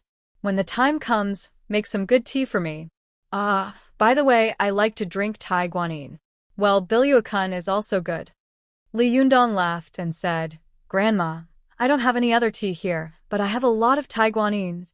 Old lady Su smiled and said, "That's great. I'll come here often. Don't think I'm annoying." Li Yundong laughed and said, "Of course not. I'm looking forward to having a distinguished guest like you." Old lady Su looked Li Yundong up and down, then nodded and praised, "Little magic doctor, you are really good. You are young, skilled, and handsome. You are really a talent. If I had a daughter, she would definitely marry you." Her words made the others cover their mouths and snicker. Wan Hongling even taunted, "Grandma, don't you see that this guy is destined to be in love? You don't have to join in." Old lady Su laughed, waved her hand, and turned to leave. "I'm leaving. I'll come to see you another day." Li Yundong watched old lady Su leave with a smile, then sighed to Ziyuan and the others. "Now I believe that there really is karma in this world. Let's go to the internet." 7 KOM. He looked at Zhou Qin and said, If I hadn't seen you in the hospital, I wouldn't have treated old lady Sue. Now she wouldn't have returned the favor and helped us. Zhou Qin also said with emotion, yes, if you hadn't killed young master He with heavenly thunder, I wouldn't have been lying in the hospital. Li Yundong sighed, then turned to Su Chan and said, if I hadn't met you, so many things wouldn't have happened. As he said this, Li Yundong gently stroked the little girl's soft black hair. God wanted me to meet you. The two of them looked at each other, and Su Chan smiled sweetly. Her eyes curved into crescent moons, which was extremely beautiful. After solving the problem of the shop, Li Yundong and the others went straight to the Bureau of Industry and Commerce. The person in charge of the Bureau of Industry and Commerce had obviously received the news. As the saying goes, it is easy to get things done with someone in the court. In less than 10 minutes, everything was settled. After finishing the formalities and paying the money, Li Yundong said, today's harvest is not small. We should go back now, and then move to the new house tomorrow. Ziyuan nodded and said, well, I believe everyone is tired today. Go back and have a good rest. After returning home and having dinner, the little foxes were more excited than the other after a day outside. They were chattering and making a lot of noise in the living room. Seeing that they were making too much noise, Chao Yi scolded them. The asterisk starts. Do you really think you came down the mountain to play? Don't you need to do cultivation? Go meditate and practice qi for me. The little foxes were frightened by her and immediately sat down on the carpet in the living room to meditate and practice qi. As soon as they quietened down, the whole house became much quieter. Li Yundong was cleaning up the dining table when he saw Su Chan also meditating and practicing qi behind him. He curiously stepped forward and patted her on the shoulder, motioning for her to come to one side. Then he asked softly, why are you also practicing qi? Su Chan blinked her eyes and said, of course, I'm also a cultivator. My Shiji and Shimi are all practicing qi, so of course I have to follow them. Li Yundong chuckled and tapped her small, pointed nose. You still know that you are a cultivator? I saw you making so much noise these days, so I thought you had forgotten about it. Su Chan said with a smile, in the past, I couldn't calm down. I didn't even solve the problem of living and eating every day, so naturally I couldn't calm down and cultivate. Now, it's all right. We don't have to squeeze together like now, and we've found a suitable shop. When the time comes, we can solve our own livelihood problems and cultivate in peace. If I don't cultivate faster, I won't have any hope of catching up with you for the rest of my life. Li Yundong also chuckled. Yes, my cultivation has also been delayed these days. Speaking of this, he suddenly saw Zhou Qin, who was busy washing dishes in the kitchen. Li Yundong's heart skipped a beat. He smiled gently at Su Chan and said, go and practice qi. I won't disturb you. Su Chan noticed Li Yundong's gaze. She rolled her eyes and asked tentatively, Yundong, are you going to teach Zhou Qin cultivation? Li Yundong nodded and sighed. Yes, she has done so much for me. It's time for me to repay her. I'm going to start teaching her cultivation. Su Chan nodded and said, indeed. Then you have to teach her well. Li Yundong smiled and said, she is my eldest disciple. Of course, I will teach her everything I know. Do I need you to tell me that? Su Chan was a little jealous. She took Li Yundong's hand and whispered, no, you can't just teach her. You have to teach me too. Li Yundong held her in his arms and chuckled. He said in a low voice, didn't I teach you? Su Chan blinked in confusion. Since when did you teach me that? She asked. Li Yundong smiled and said, didn't I teach you the 5 dragons embracing pillar last time? Su Chan said angrily, that doesn't count. I want you to teach me the heavenly Jindan technique. Li Yundong pinched the tip of the little girl's nose and said with a chuckle, silly, the heavenly Jindan technique is a very unique cultivation method. It is extremely powerful. Only when your cultivation is high will it be useful to practice it. If you practice it without a high cultivation, not only will you not be able to cultivate to a higher realm, but you will also be held back by the heavenly Jindan technique and shackle your cultivation. Su Chan asked curiously, why is that? Li Yundong smiled and pointed at the gallbladder on the little girl's abdomen with his finger. The heavenly Jindan technique cultivates the qi of the 5 viscera and 6 bowels of the human body by cultivating the qi of the 5 viscera and 6 bowels. If your original courage is not strong, then your cultivation is extremely limited. This is like lifting a barbell. If you only have the strength of 80 kilograms, you can naturally only do 80 kilograms of work. If you force yourself to do it, you will hurt your meridians, muscles, and bones. Su Chan suddenly understood. I see. You mean that I can only cultivate if I have enough strength? Li Yundong nodded and said with a smile, You are worth teaching. Sharpening the axe will not delay the work of cutting firewood. Last time, Lin Yojing's cultivation was not enough, so he forced himself to practice the heavenly Jindan technique. As a result, he woke up very early and couldn't continue cultivating. In the end, he had evil thoughts and greed, and in the end, he hurt himself. Su Chan made a face and said, This guy is so bad. He deserves it. Li Yundong chuckled and patted the little girl's head. You go and practice qi first. I'll go talk to Zhou Qin. Su Chan nodded obediently, then found a place in the living room with her Shiji, sat cross-legged, and began to meditate and practice qi. Seeing that she was meditating, Li Yundong smiled and called Zhou Qin to the room alone. Ever since she had acknowledged Li Yundong as her master, she had never been alone with him. When she saw that he had called her into the room, it was obvious that he had something private to talk about. She couldn't help but feel a little nervous. She asked, Master, what's the matter? Li Yundong nodded and said to Zhou Qin, Go and close the door. Zhou Qin turned around and closed the door, then stood respectfully to the side. Seeing that she was so reserved, Li Yundong smiled and said, Don't be so nervous. Although we are friends and now master and disciple, there is no need to be so nervous. He pulled over a chair and said, Sit down. I have something to tell you. Zhou Qin became more and more nervous. She sat down carefully, her feet only touching half of the chair. Her eyes were fixed on Li Yundong, and her fists were unconsciously clenched. Li Yundong smiled and said, Ever since you took me as your master, I have been busy and had no time to teach you. Now that I've finally gotten a clue about everything, I can finally free up my hands to teach you how to cultivate. Today, I called you in for no other reason than to establish a real master-disciple relationship with you. Secondly, I want to pass on 3 powerful magical weapons to you.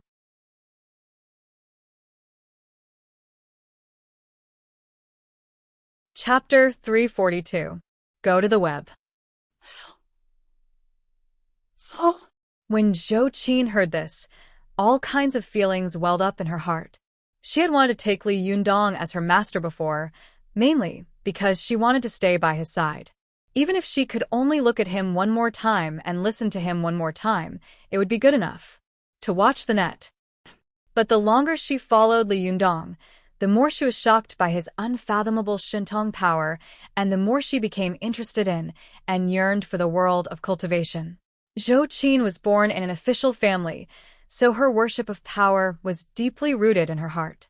It was precisely because of the superhuman strength that Li Yundong had shown that she had been curious and concerned about him.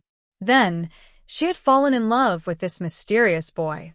Even in her subconscious world, there was a faint thought that she didn't know. Maybe one day I can cultivate earth-shattering Shintong, and then Li Yundong will look at me more highly. Su Chan felt that Zhou Qin could help Li Yundong take care of business and things. Ziyuan could help Li Yundong cultivate, but she didn't know anything. She was worried and sad, but Zhou Qin also had her own worries. In Zhou Qin's opinion, Su Chan was Li Yundong's favorite, and no one could take away his favor. Even if Su Chan didn't know anything, Li Yundong would not have any complaints and would still dote on her as before. As for Ziyuan, she was both Li Yundong's teacher and friend. She was almost omnipotent. Ziyuan could help Li Yundong with anything. Such a beautiful, perfect, and powerful woman was simply the public enemy of women. What about himself? Zhou Qin felt that she was the real burden. She didn't know how to cultivate at all. Once the fight started, Not only would she not be able to help, but she could only watch from the side. Therefore, she had subconsciously made up her mind to become a great cultivator so that she could help Li Yundong with his worries and difficulties. Now that she could finally cultivate, how could she not be excited? He looked at her and said with emotion, "Aren't you curious about what kind of powerful magical weapons I'll give you?" Zhou Qin took a deep breath and suppressed her emotions.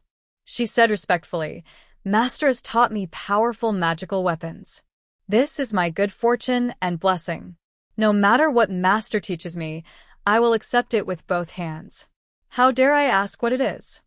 Li Yundong saw that she was becoming more and more cautious, and his persuasion was useless. He sighed in his heart and didn't say anything more. He took a package from his side, opened it, and took out a wrapped soft whip. Then he handed it over with both hands. When I first reached the Zhuji phase, I met Lu Fengping and Wu Hao, who tried to snatch my fan of 7 treasures. In the end, they were killed by me. I obtained the 5-yang blood pearl from Wu Hao and refined it into the fan of 7 treasures. Now, I'll give you LV Fengping's whip. First of all, this is a magic tool for women. When you haven't completed your cultivation, you can use this whip to defend yourself. Second of all, the owner of this whip was originally lustful. For this magic tool to fall into her hands could be said to be a bright pearl cast into the darkness. And you are a person who is unyielding and would rather break than bend.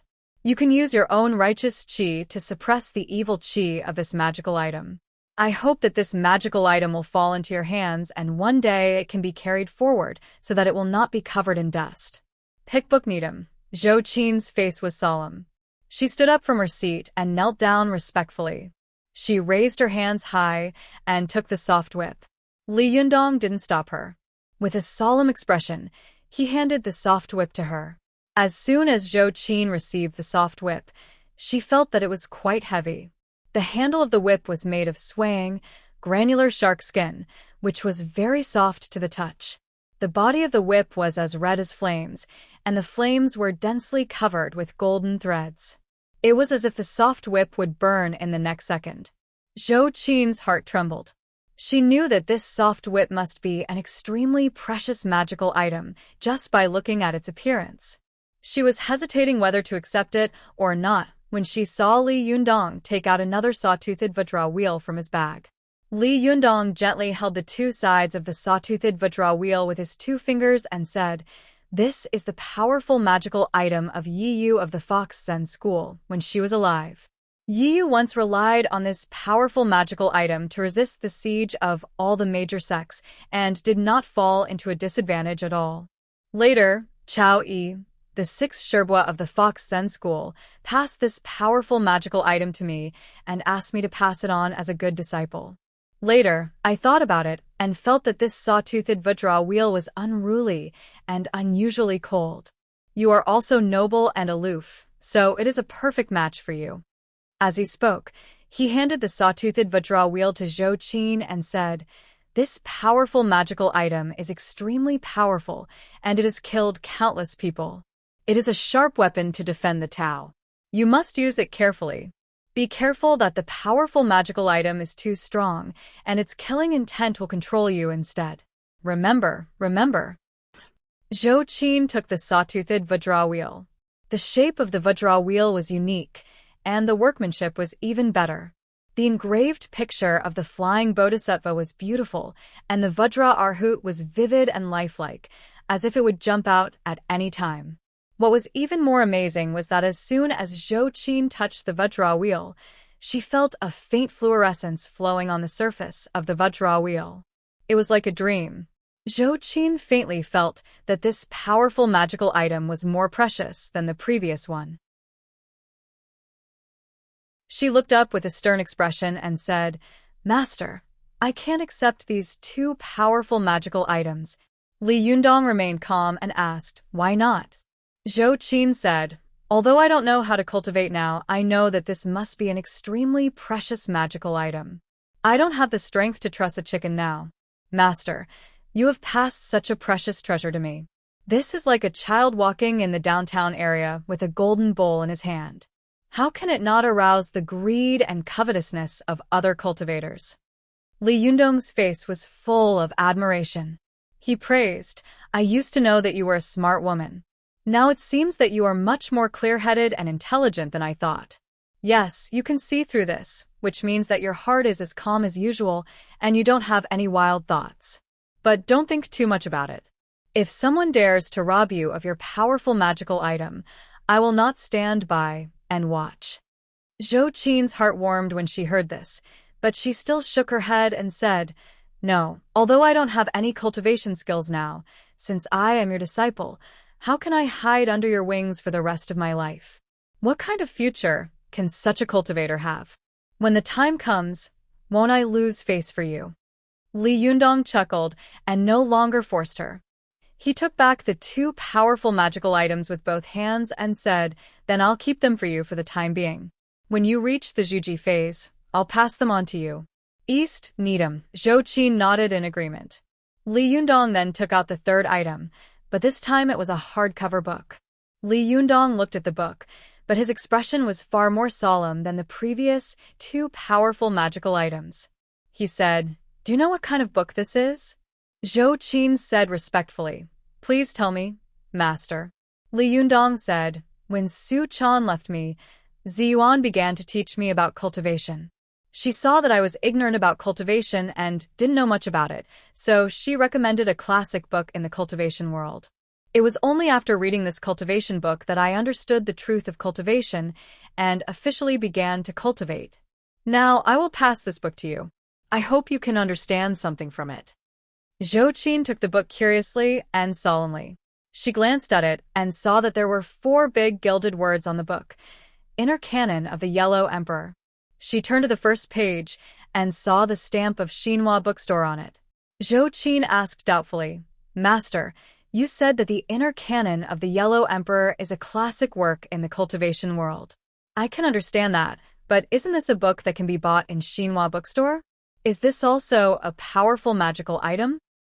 Li Yundong nodded and said with a smile, "Yes, this is an ordinary book, but in my opinion, it is more important than any other powerful magical item in the world, even though it is sold in every Xinhua bookstore."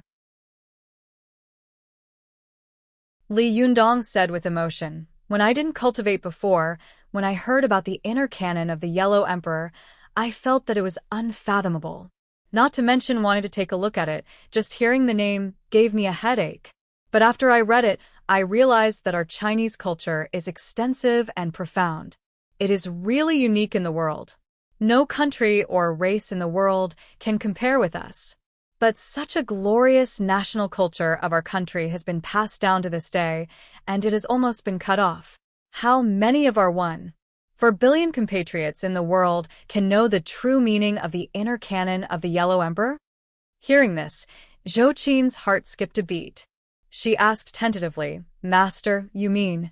Li Yundong waved his hand and said, "I don't mean anything. I'm just lamenting. The magnificent Chinese culture, which has a history of 5,000 years of cultivation, is now considered to be a heretical practice and feudal superstition. The classic work, the Inner Canon of the Yellow Emperor, has been shelved. The Shurangama Sutra, the Huayan Sutra, the records of Zongjinglu, and the Biyao, these classic scriptures and cultivation works are covered with dust and no one is interested in them. As a cultivator, how can I not feel emotional in my heart? Sometimes I even think that the world of cultivation may end in our hands one day. If the world of cultivation, which has been passed down for 5,000 years, is broken in our hands, I really don't know what our ancestors would think." Zhou Qin rarely had a heart-to-heart talk with Li Yundong. She listened attentively, and when she heard this, she couldn't help sighing in her heart. Li Yundong is no different from ordinary boys when he talks and laughs with others, but only at this time does he reveal his true ambition and mind. This is a man who has the world in his mind. For the first time, Zhou Qin saw Li Yundong faintly show the true temperament of a grand master. Her eyes were full of admiration and love as she said, "Master, have you ever thought of starting your own sect?" Li Yundong was stunned. "Start a sect? Haha, I haven't thought about that. I've only been cultivating for more than half a year now. How can I be worthy of the word sect? How can I set up a sect? However, Zhou Qin said, I don't think so, because there is no age in learning. The one who reaches the top is the first, and the one who is capable is the teacher. Whether a person is a great master or whether he can start a sect has nothing to do with his age. The most important thing is his knowledge and bearing, as well as his breadth of mind and ability. I think that among the young people in the world, only Ziyuan can be compared to you. However, Ziyuan's cultivation is limited to herself, while you, Master, are thinking about the 5,000 years of Chinese culture in your heart. Your mind and bearing have far surpassed that of your peers. Why can't you start a sect? Even if you can't do it now, you can do it in the future. Li Yundong laughed and said, You just said that I am indeed outstanding among the young people, but I am still too young after all. My knowledge is still not enough, and my ability is even more limited. Besides, since I am now the leader of the Fox Zen School, how can I abandon them and start a sect by myself? Seeing that Zhou Qin was about to speak, Li Yundong waved his hand and said, Well, I know what you mean. The reason why I passed on this Yellow Emperor's internal canon to you is that I hope you will treat it seriously. Although it doesn't have any shentong, and is not a powerful magical weapon, if you understand it, it will be much more useful than all the powerful magical weapons in the world. Even if the world of cultivation is cut off one day, as long as this Yellow Emperor's internal canon is still there, the root of the cultivation world will be there, and it will be possible for the cultivation world to come back from the dead. Zhou Qin held the Yellow Emperor's internal canon above her head and bowed deeply. After she got up, she said, Master, the world of cultivation will never be cut off in our hands. As long as you and I are here, the world of cultivation will not be cut off.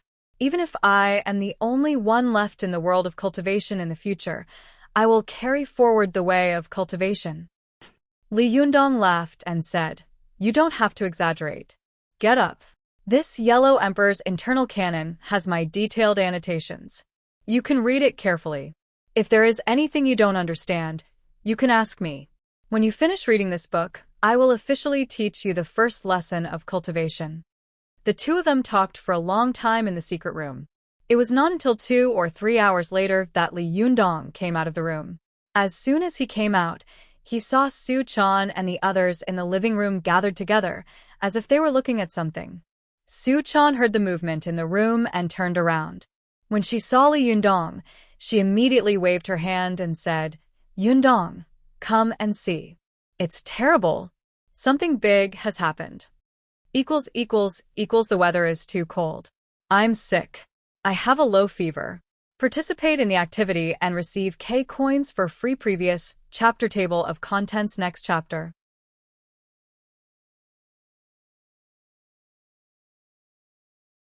Chapter 343.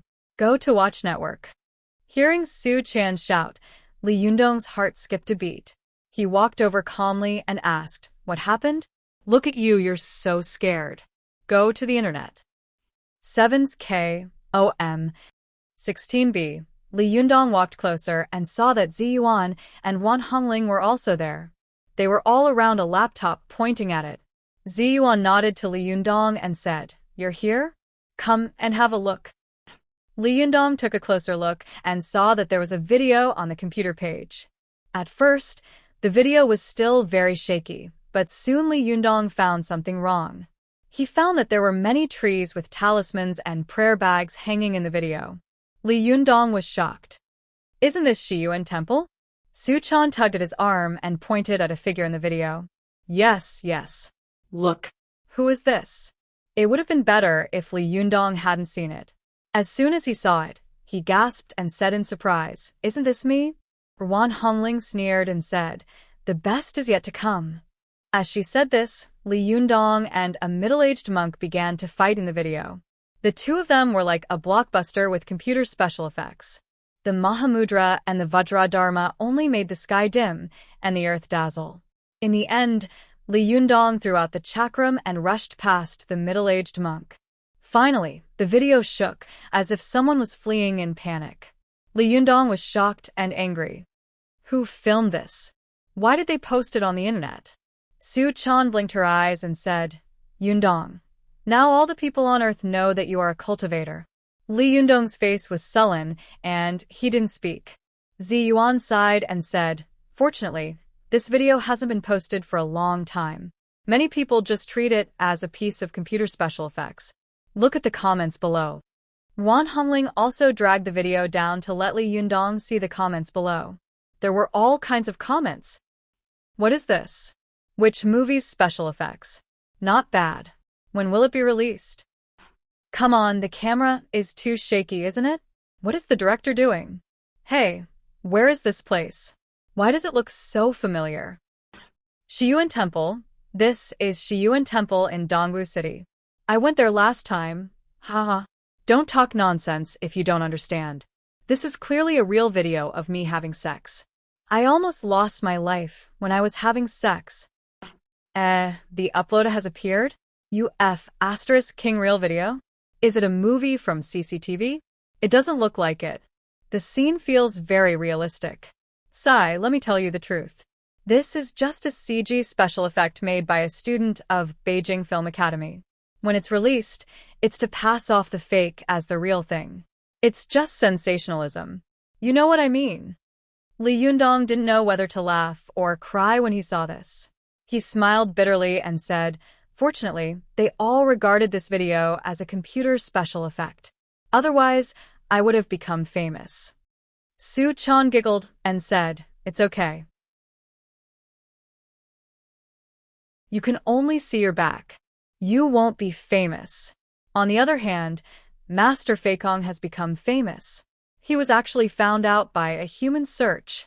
Li Yundong smiled bitterly and said, What a sin. If Master Feikong finds out, he will probably scold me. Zhou Qin had come out with Li Yundong before. After understanding the situation, she suddenly asked, Look at you. It seems that you are very afraid that the truth of this video will be known. Why can't cultivation be spread to outsiders? Zi Yuan explained, the cultivation world has always been a secret world. Every cultivator is trying their best to maintain the secrets of the cultivation world. This can be said to be an unspoken rule that everyone abides by. Why is this so? Because every cultivator has a strong destructive power. They are a special group of people, and this group of people is related to religion. Our country's government now advocates atheism, and the management of religious beliefs is more strict, and it is the same for cultivators. However, because most cultivators and cultivation sects are arrogant and unruly, the country is also afraid that a high-pressure policy will cause a large number of cultivation sects to leave and be used by hostile forces. Therefore, it has adopted a laissez-faire attitude, but it absolutely does not allow cultivators to swagger through the market. Zhou Qin let out an awe and suddenly said, I understand. So that's how it is. Zi Yuan nodded and said, Why is the cultivation world so weak now? During the Han Dynasty, Emperors Wen and Jing and Empress Dowager Do believed in Lao Zhuang, so Taoism began to appear and flourish. During the Tang Dynasty, the emperor believed in Buddhism, so Buddhism flourished. During the Song Dynasty, the emperor believed in Taoism, and Emperor Zhenzong of Song summoned the 24th Celestial Master of Mount Longhu and gave him the title of Sir. Especially during the period of Emperor Huizong of Song, the 30th Celestial Master, Zhang Jixian, won the favor of Emperor Huizong of Song and built a Taoist temple in the capital for him. The Shangqing Temple of Mount Longhu was also upgraded to the Shangqing Jingyi Palace. During the Yuan Dynasty, Genghis Khan and Kublai both believed in Taoism, especially Qiu Chuji, who believed in the Qiuanjin dragon sect. In 1227 AD, Genghis Khan gave Qiu Chuji the Golden Tiger token and commanded the Taoists in the world. Therefore, Qiu Chuji's Qiuanjin dragon sect flourished and became a major Taoist sect comparable to our Jingyi school. Speaking of this, Zi Yuan turned to Li Yundong and said, Du Fei, who fought with you last time, is the eldest Shixiang of the Qiuanjin dragon sect. He is the direct descendant of Qiu Chuji. The Qiuanjin dragon sect is also the leader of the six sects, and its words carry a lot of weight. If Du Fei hadn't led the Qiuanjin dragon sect to leave last time, I'm afraid that the matter of Mount Tianlong would not have been so easy to resolve. Li Yundong nodded and said, "You're right. Du Fei is an upright man." Ziyuan nodded and continued, "In the Ming dynasty, the emperor began to believe in our Jingyi school again. Zhu Yuanzhang granted the title of Great Jinren to the 42nd Taoist master and ordered the Jingyi school to rule the world. From then on, until the 52nd generation, except for Zhang Guoxiang, the 50th Taoist master, all the others were of Great Jinren." When Zhou Qin heard this, she nodded and sighed. Imperial power is above everything. It has been the case since ancient times. But why hasn't the cultivation world become like this now? Ziyuan smiled slightly and said, "In the Qing dynasty, the Manchus entered the pass. The emperor of the Qing dynasty believed in Tibetan Buddhism. Buddhism and Taoism were originally incompatible. In any era, Buddhism would inevitably suppress Taoism, and Taoism would inevitably suppress Buddhism. As soon as the emperor of the Qing dynasty believed in Tibetan Buddhism, our Taoists began to be suppressed one after another, and even the Buddhism of the Central Plains was affected. Until the Republic of China, Taoism was about to flourish. The 62nd generation Taoist master Zhang Shaochu, organized the National Church Organization of Jingyi School in Shanghai, which was the Taoist Association of the Republic of China. However, it's a pity. Li Yundong rarely heard Ziyuan talk about the history of the rise and fall of the cultivation world. He listened with great interest and asked, "What's a pity?" Ziyuan sighed softly and said, "It's a pity that in 1919, the May 4th movement broke out. This movement completely destroyed all the things that the cultivation world relied on for survival. Western culture invaded on a large scale, and traditional culture was abandoned like a pair of worn-out shoes. The prosperity of Taoism was based on the prosperity of Taoist culture, and so was the prosperity of Buddhism. However, the traditional culture of both Buddhism and Taoism was destroyed, and they lost the soil on which they relied for survival. How could they prosper? Therefore, Taoist Master Zhang Xiaochu's Taoist Association of the Republic of China only established a branch in Shanghai before it died." Zhou Qin suddenly understood. She looked at Li Yundong and understood more and more why Li Yundong had felt that way before. Li Yundong glanced at her, smiled slightly, and said, "Ziyuan, go on." Ziyuan nodded and said, "You all know what happened after that. In the war between the Kuomintang and the Communist Party, the Atheist Party won, and the cultivation world ushered in the darkest period. Then, the Great Leap Forward and the 10 years of turmoil. These successive movements caused the cultivation world, which had already been greatly damaged, to almost disappear from Jianghu. A large number of cultivators went abroad and set up branches of various sects abroad. This situation did not improve until the reform and opening up, and the country's control over cultivators became much more relaxed. Especially in the past 2 years, cultivators began to slowly walk in Jianghu again. Especially Wang Jinyuan, the leader of the Gazao sect. When he saw that the country had begun to relax its control over the cultivation world, he began to refine the 3 elixirs again in order to become an immortal. It took him 2 years to finally refine the Renyuan Jindan, and then Yu and Su Chan met. Li Yundong and Su Chan looked at each other and laughed. Li Yundong said, "It was a coincidence. Everything has its own destiny."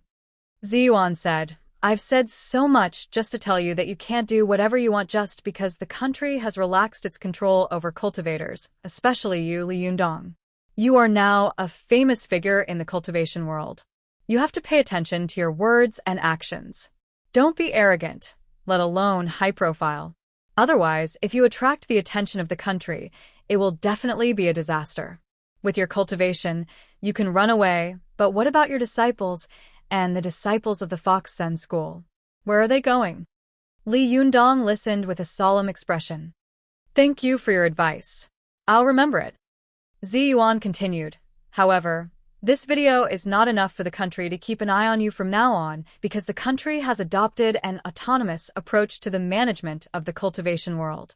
Even if cultivators manage the cultivation world themselves, they can never publicize it, let alone make it public. Therefore, if this video is exposed, there will definitely be people in the cultivation world who are dissatisfied with you, especially since you are now the leader of the Fox Sen school. This is something that will be criticized. Now, if others use this matter to make things difficult for you, you will be very passive. Li Yundong had been listening with a serious face, but at this time, he relaxed. He chuckled and said, since it's a matter of the cultivation world, and it's managed by cultivators themselves, I have nothing to be afraid of. These people want to make things difficult for me, but in the end, it's nothing more than a fight. When it comes to fighting, I'm not afraid of them. At worst, I'll just deal with them when they come. Hearing Li Yundong's heroic words, Ziyuan advised him, don't be careless. Last time, the cultivation world was full of experts of the younger generation. None of the seniors of the major sects came. Moreover, I don't know how many cultivation sects are hidden in the Divine Land. Although the May 4th movement, the abolition of the Four Olds, and the 10 years of turmoil have destroyed the soil and foundation on which they rely for survival, these cultivators have hidden themselves very well. Now that the country is showing signs of thawing in early spring, they will definitely come out. Now that you are known as the #1 expert of the younger generation in the cultivation world, there must be many cultivators who are eager to try and defeat you. As long as they defeat you, they will immediately become famous. Li Yundong's heart trembled. He nodded to Ziyuan and said, you're right. I remember last time, a person from the Blue Cave sect in Sichuan attacked me. If my cultivation hadn't been higher than his, I would have most likely fallen into his ambush. I'll pay attention in the future. Li Yundong turned to Su Chan, Chao Yi, and the others of the Fox Sen school and said, try not to go out in the future. If you do, pay more attention and go in groups. Su Chan and the others answered in unison, yes, leader. Li Yundong nodded with a smile. He was about to speak again when he suddenly heard a knock at the door.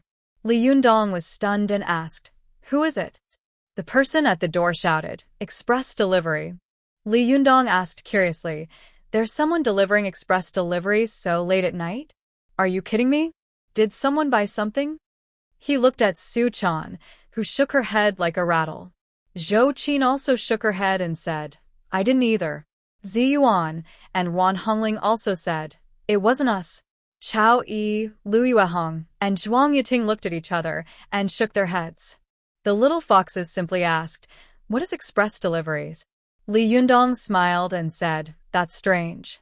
Could it be that it was delivered by mistake? I'll go and have a look. He walked to the door and opened it.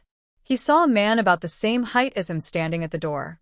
The man was wearing a motorcycle helmet and sunglasses that covered almost half of his face. The man was holding a parcel in his hand. He looked at Li Yundong and asked, are you Li Yundong? Li Yundong nodded and said, I am. The man handed over the bag and a pen, saying, your express delivery. Li Yundong did not doubt him. He took the pen and lowered his head to sign the bill. But as soon as he lowered his head, the man in front of him fiercely stabbed the Baihui acupoint on the top of Li Yundong's head like a spear. == Thank you for your concern. When I woke up, there were a lot of greetings and votes. I feel very warm. Thank you all. Last week, the top flowers list ranked 8th. This week, there will be 3 updates. It's still the same old rule, 246 days.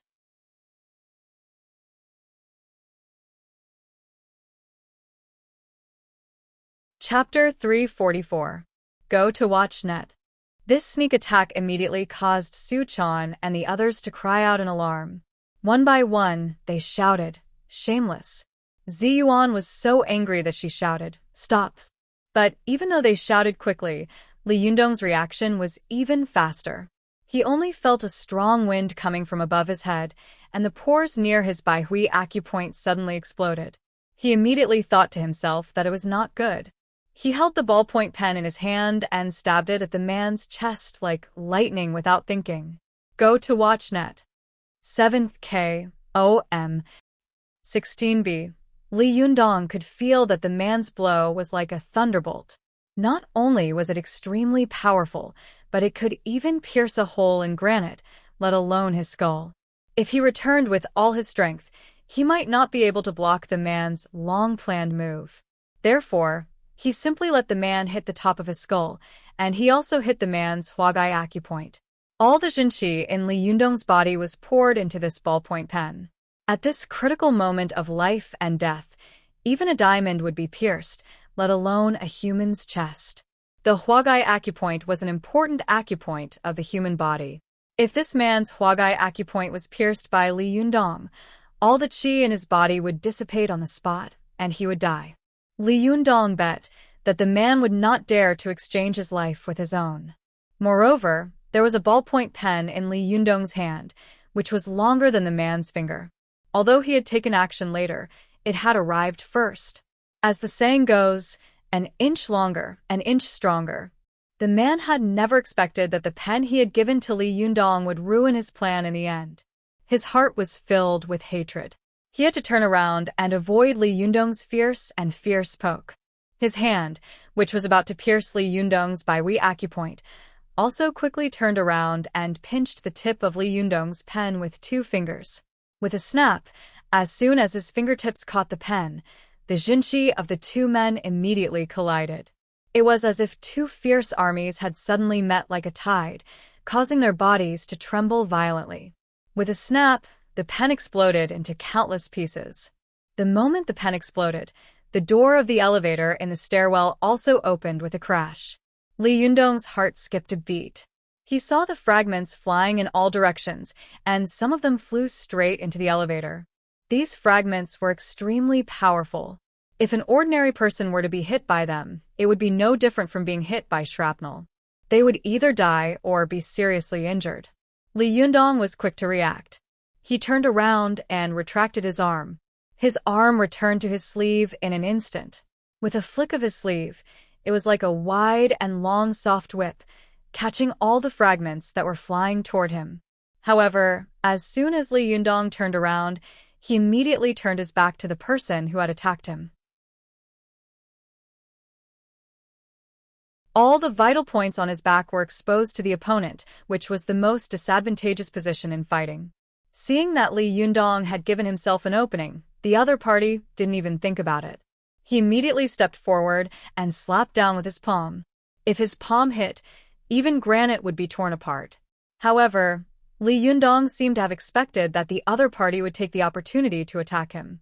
He grabbed the sleeve of the fragments and threw it back fiercely. Su Chan, Wan Hongling, Chao Yi, and the other cultivators also cheered. Zi Yuan said in her heart, Li Yundong's move is really a stroke of genius.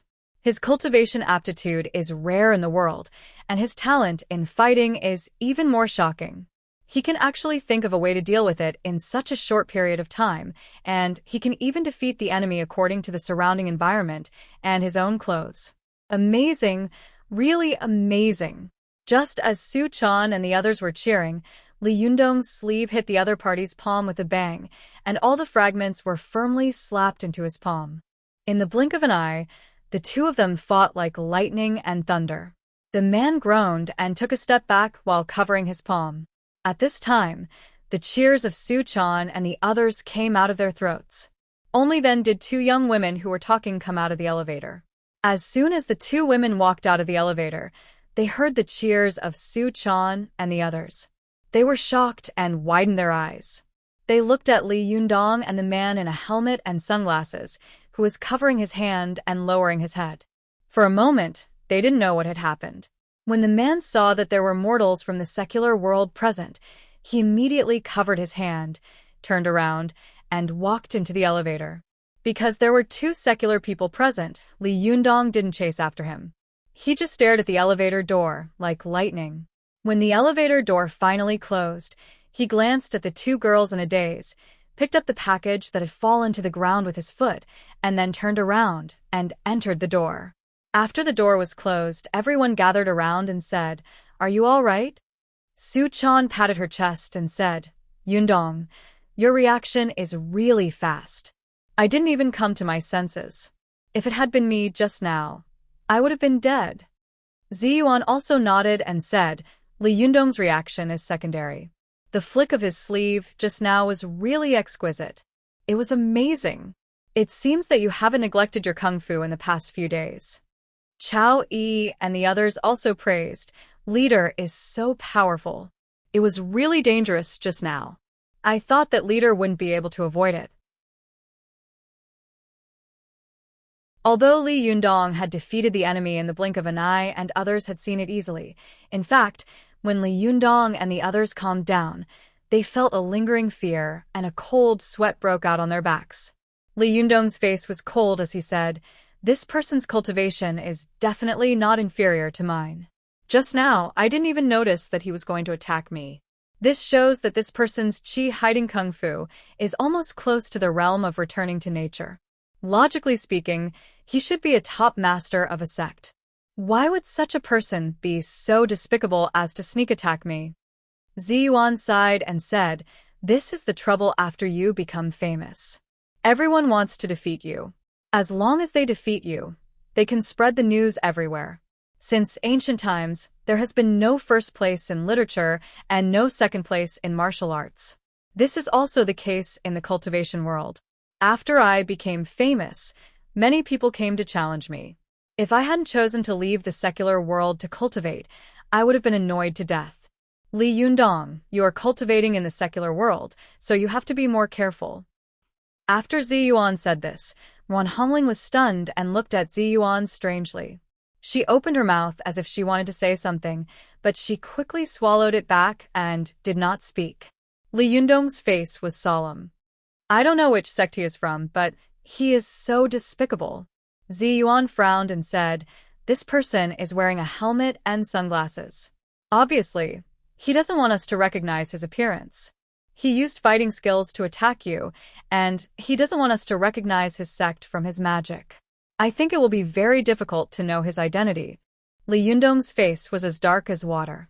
He raised his head and said, "In short, everyone should be careful. Tomorrow we will move to a new house. At that time, we will live more scattered. You should be more careful." Everyone agreed in unison. After everyone had dispersed, Li Yundong called Su Chan and said, "Girl, judging from the situation of these two sneak attacks, the other party's methods are getting more and more despicable and shameless. You must stay by my side. Don't run around and don't leave my sight. Do you understand?" Su Chan nodded with a smile and said, "I know, sir. Although my cultivation is not high, it is not so easy for others to catch me." Li Yundong laughed and patted her head. At this time, Ziyuan pulled Wan Hongling into the room and whispered, "Hongling, I think something is wrong." Wan Hongling asked curiously, "Sister Ziyuan, why do you think something is wrong?" Ziyuan said, "I always feel that since Li Yundong succeeded as the leader of the Fox Sen school, there seems to be a manipulator behind the scenes manipulating something, and a series of things are targeting him. Especially this series of sneak attacks. It's really unbelievable." Wan Hongling said with a puzzled expression, "I was wondering why you said that after you became famous. There were people who attacked you one after another. Your reputation was spread by everyone, not by fighting like Li Yundong. Moreover, you are one of the few female cultivators in the cultivation world who is beautiful, talented, and has a high cultivation. That's why you are respected as the top master of the younger generation." Ziyuan nodded and said, "Yes, everyone gives in to me. Some male cultivators see that I am a female cultivator, and it is not glorious to win. If I lose, it will be even more shameful, so no one has ever challenged me." Wan Hongling asked curiously, "Then why did you say that?" Ziyuan smiled slightly and said, "I said it for Li Yundong to hear, but also for the traitor in the Fox Sen school." Wan Hongling was shocked. "A traitor? There is a traitor in the Fox Sen school?" Ziyuan nodded and said, "Yes, when Li Yundong talked to me in private last time, he suspected that there was a traitor in the Fox Sen school. Now I am even more suspicious of this." After Li Yundong took over the Fox Sen school, a series of things happened. First, Zhang Sun Hong was killed, and Lu Ye's body disappeared. Then, the bodies of the two big golden snakes were stolen. Then, there were sneak attacks one after another. Then it was related to the appearance of Renyuan Jindan. Then the Fox Sen School was besieged. Recently, I heard that the Medicine King tripod and the Immortal Pen were going to appear. Moreover, in a while, the Taoist Assembly, which is held once every 4 years in the cultivation world, will be held. At that time, the leaders of all sects will gather and compete with each other. At that time, the sphere of influence of the cultivation world will be divided again. Ziyuan frowned slightly and said, "This series of things makes me feel that there seems to be someone in the cultivation world planning a terrifying conspiracy.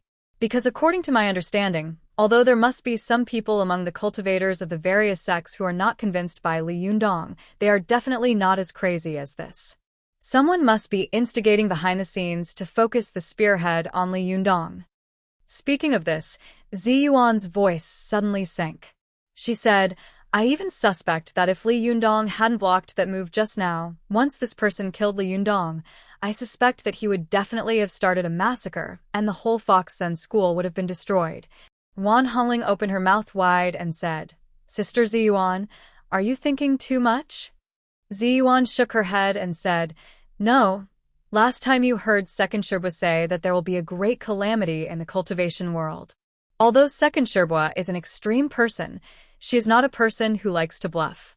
Now, I am also thinking about what it will be." What does this have to do with the Fox Sen School, the traitor of the Fox Sen School, and Li Yundong? What does this series of things against Li Yundong have to do with this so-called great calamity?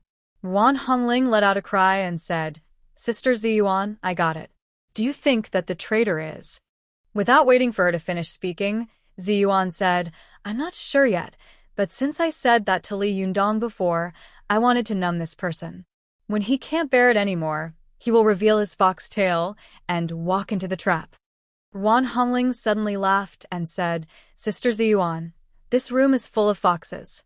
When the time comes, everyone will have a fox tail. Won't they all be traitors?" Ziyuan also smiled and said, "I didn't expect that the successor of our Lingong sect would be in the same room as the cultivators of the Fox Sen School. This is really unusual." Wan Hongling formed a palm with one hand, bowed, and said, "I don't know about immeasurable longevity and oddities, but I do know that someone has fallen in love with someone else, so she's always thinking about him. She can't wait to help him finish everything and make everything perfect. That's why she's condescending." Ziyuan's heart suddenly trembled, and her cheeks turned red. She glared at Wan Hongling and said angrily, "Hongling, what nonsense are you talking about?" Wan Hongling smiled and said, "I was right. You're blushing." Ziyuan's face was solemn. She formed a palm with one hand, bowed her head, and said solemnly, "Hongling, my greatest wish in this life is to follow in my master's footsteps and cultivate to become an immortal. The reason why I came to this mortal world is precisely because the appearance of Jindan is in response to my master's psalm. All of this is just a reflection of the moon in the water, and a fleeting cloud for me." Wan Hongling rarely saw Ziyuan so serious. She also stopped smiling and asked softly, "Sister Ziyuan, are you really not tempted by him at all?" Ziyuan lowered her eyes and said softly, "So, what if I am tempted? So, what if I'm not tempted?" "Hongling, the current situation is complicated and confusing like a ball of tangles, and it's precisely the time for us to take precautions against it. Let's not be entangled in these matters of love." Wan Hongling nodded and didn't say anything more, but she sighed softly in her heart. "Sister Ziyuan, you still haven't answered my question. Second Sherbua is a person with a high cultivation quotient, but he can't jump out of the secular world of love and hatred, can he? Since you have chosen to cultivate in the secular world, how can you be detached from it?" Thinking of this, Wan Hongling couldn't help but be a little dazed for a moment.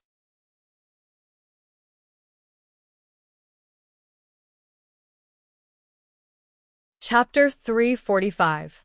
Go to WatchNet. Early the next morning, Li Yundong woke up from his meditation. At this time, Suchan had already gotten up early with the little foxes. When they saw Li Yundong, they shouted in unison, "Good morning, leader." Although Li Yundong had almost been killed by a sneak attack before, At this time, seeing a group of young and beautiful girls greeting him so crisply in the early morning, even if he was unhappy, it would all be gone. He finally felt that he had not been the leader for nothing. Go to watch net. Early in the morning, there was a group of beautiful girls surrounding him. What more could he ask for in this life? Li Yundong was in a good mood. He greeted them with a smile and said, "You got up so early? Have you packed your luggage?" Suchan smiled and said, "My luggage has been prepared for a long time. As for the others..." Before she could finish speaking, the other little foxes said one after another, "Leader, we have no luggage. Let's go. We can't wait any longer." "That's right. Leader, we seem to have our own rooms. It's very uncomfortable and inconvenient to squeeze into the living room." "That's right. You even stepped on someone when you got up to go to the toilet." "Hey, second Shiji, the one you stepped on was me. I asked who stepped on me when I was sleeping last night." "Fourth Shiji, you tripped me, and I didn't even argue with you. How dare you accuse me first?" "Wow, second senior sister, you're too much. You've stepped on my arm until it's bruised. Look. Hey, stop it, you too. Second senior sister, when you fell yesterday, it happened to be on my body. It hurt a lot." "That's right. I was also pressed by you. Your chin hurts so much." "Hey, what do you mean? I'm also a victim. If it wasn't for someone pressing on my stomach last night, would I have gone to the toilet?" What? "Who pressed your belly? Who slept next to you last night, second Shiji? Was it you? If it wasn't you, was it you?" The little foxes looked over one by one and shook their heads. Finally, their eyes fell on Li Yundong and they said in unison, "Leader, you be the judge." Li Yundong suddenly felt a headache coming on. It was great to have a group of little beauties surrounding him, but if they were noisy and chattering around him all day, he would suffer. Li Yundong quickly said with a straight face, "Nonsense.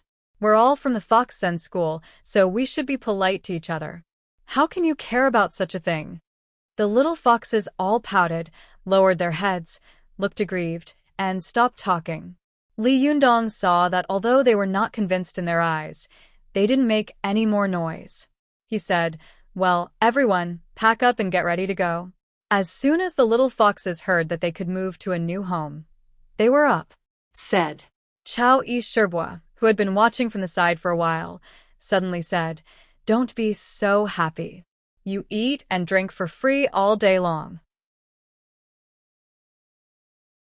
You should work harder to help leader share some of his burdens." The little foxes had been with Li Yundong for a long time, and their awe of him had gradually disappeared. Their desire to get close to him gradually grew. They immediately ran up to him one by one with smiles on their faces. "Leader, let me massage your back. Leader, let me massage your back. Leader, let me massage you." Seeing this, Su Chan immediately hugged Li Yundong nervously and looked at them warily. "What do you want? Yundong is mine. Don't touch him," the little foxes said angrily. "Su Chan, you are too overbearing. The leader belongs to all of us. What's wrong with us caring about the leader?" After that, they swarmed up to her and massaged her back and shoulders, trying to please her.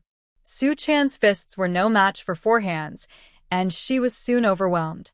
Li Yundong only felt that all he could see in front of him were snow-white arms. The little foxes were very hot, and their breasts and buttocks were waving in front of him.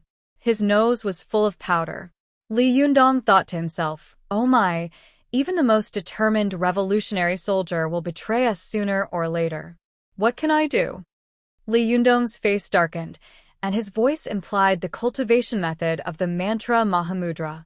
He shouted, "Stand still. How can you be so presumptuous in front of the leader?" Hearing his shout, the little foxes suddenly trembled all over, and their foxy nature was greatly restrained. They all retreated in fear. Seeing this, Chao Yi came up to smooth things over and said, Okay, let's carry some things. It can be considered as helping the leader solve his problems." After that, she opened the door that had been stuffed with tea goods and said, "We've divided the goods inside into bags. Everyone can carry a few bags and try to move them all at once." Li Yundong took a closer look and was shocked. There were 30 or 40 plastic bags here, and each of them was the size of 4 basketballs. With the figures of the little foxes of the Fox Sen school, if they picked up 2 bags, they would be unable to see them. Li Yundong sucked in a breath of cold air. Where the hell did you guys find so many plastic bags? Chao Yi smiled and said, Jinren Ziyuan brought them here. Then she said to the other juniors, what are you waiting for? Come and get them. After that, she carried 2 bags in each hand. Li Yundong saw that Chao Yi had carried 4 bags, and half of her body could not be seen. She had become extremely cumbersome. He asked in surprise, can you afford it? Chao Yi smiled and said, Leader, you underestimate us too much. Although our cultivation quotients are low and we can't fight, we can still afford these things. Li Yundong smiled and said, seeing that you are all stunning beauties, I forgot that you are all cultivators. That's right, it's impossible for cultivators to not be able to carry such small things. Li Yundong waved to the little foxes and said, little ones, go get your things. Let's go to our new home. The little foxes laughed and agreed. They all rushed to the bags. Some were carrying 2 bags, while others were carrying 3. Zhou Qin, who had just come out of the room, was also carrying a bag. At this time, Ziyuan and Wan Hongling also came. When they saw this, they smiled and said, it's so lively. Everyone has a share? Well, let's also carry 2 bags, shall we? As she said this, Ziyuan also carried 4 bags, and Wan Hongling also carried 2. But when Li Yundong finally wanted to carry, he suddenly found that the last few bags had been carried by Ziyuan, Wan Hongling, and the others. He smiled and said, you've all carried. What should I carry? By the way, I still have some luggage. Let me carry this. At this time, Suchan immediately jumped over and dragged out the suitcase that had been packed long ago. She said with a smile, I'll carry it. This is our thing. I want to carry it myself. Li Yundong spread his hands helplessly and said, you all have things to carry. What should I carry? Chao Yi laughed and said, since you are the leader of the sect, why do you need to carry things? Just leave this kind of thing to us. Li Yundong was a little embarrassed and said shyly, it's not good to let a group of beautiful women carry things while I, a man, am empty-handed, right? At this time, Ziyuan couldn't help but spit with a smile and said, bah, look at the corners of your eyes. Don't show off your cleverness here. Sure enough, Li Yundong laughed and waved his hand. Okay, little ones, let's go. The group of people came out of Hongsheng New area. On the way, they made the eyes of passers-by pop out. One by one, they said in shock, no way, such a large group of beautiful women are holding so many things in their hands and surrounding a man. How could this man be empty-handed? I'm not mistaken, am I? Can this kind of thing exist in today's society? I'm not living in the old society, am I? When Li Yundong and his group arrived at Riverside New Village, they immediately attracted a lot of people's attention. Fortunately, there were many luxurious houses in this community. Many of the houses were empty houses bought by rich people, but no one lived in them. The occupancy rate was not high, so they did not attract a large number of onlookers. After the group of people entered the room, they divided the rooms. Li Yundong asked for a bedroom on the 2nd floor on the east side of the rooftop. Su Chan and Zhou Qin shared a room downstairs on the west side. Chao Yi of the Fox Sen school lived in the room next to Li Yundong, and the other 4 little foxes lived in the 2 rooms downstairs. Lu Yuehong, Zhuang Yiting, Ziyuan, Wan Hongling, and the remaining 3 little foxes lived in the suite next door. As a result, the room suddenly became much more spacious. Now that the little foxes had a new home, they gathered in the living room of Li Yundong's room one by one. They were so excited that they jumped up and down in the room, almost making a ruckus. Seeing that they were excited, Li Yundong didn't want to care about them. It was rare for them to be happy. But not long after, the doorbell rang. With the experience of the last sneak attack, Li Yundong learned his lesson this time. He covered his whole body with Shinqi and opened the door secretly. But as soon as he opened the door, he saw a middle-aged woman wearing a red armband standing at the door aggressively. She looked inside and saw that the room was full of stunning beauties. She was suddenly shocked and scared. She thought that there was some official or rich second generation living in the room with an extremely scary background. The middle-aged woman had originally looked like she was going to interrogate them, but at this time, her momentum dropped. She squeezed out a smile and said, "Hello, I'm from the property office of the community. Someone complained that you were too noisy, so I came up to see if you could be a little quieter." Only then did Li Yundong understand. He laughed and said, "I'm sorry, I didn't manage them well. I'll talk about them in a while." After that, Li Yundong turned around and shouted at the little foxes, "Be quiet. Didn't you see that someone came to complain?" The little foxes were frightened by Li Yundong and immediately quieted down. They stuck out their tongues and made a gesture of silence. Soon, the room became quiet. When the middle-aged woman saw that these beauties had immediately quieted down after Li Yundong's shout, she was more and more certain of her thoughts. This young and handsome man must be the children of officials or rich people. I can't afford to offend him. I must avoid him in the future. The middle-aged woman's smile became more and more attentive. Haha, just be careful in the future. There's nothing else. If you have any problems in the future, you can come to our property office. We will definitely help you solve them. Li Yundong smiled and said, Okay.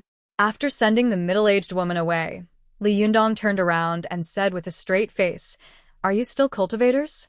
You're just a group of prisoners who have just been released from prison. Especially you, Su-chan. You took the lead in making a fuss. What a disgrace." As soon as Li Yundong scolded them, the little foxes immediately lowered their heads, and Su-chan's chin almost touched her chest. After being reprimanded by Li Yundong, the little foxes watched Li Yundong leave. They looked at each other and said, "What should we do?" After being scolded by Li Yundong, they lowered their voices, as if they were thieves. The little foxes all looked at Su-chan and said, "Su-chan, you've been in the mortal world longer than we have. Do you know anything else that's fun?" Just as she was about to shout, she remembered what Li Yundong had said just now. She quickly covered her mouth with her hand and whispered in a low voice, "I got it. Let's watch soap operas." Su-chan thought for a moment. Then her heart skipped a beat and her eyebrows lit up. The little foxes immediately beamed with joy. Okay. Seeing that they were a little happy, Su-chan didn't feel that her voice had become louder again. She immediately made a gesture of silence and said, "Don't make any noise." The little foxes responded, Oh. Keep quiet." Su-chan rolled her eyes and said, "I'll go ask Yundong and see if he'll let us watch it." As she said this, Su-chan quietly went up the stairs, then tentatively pushed the door open.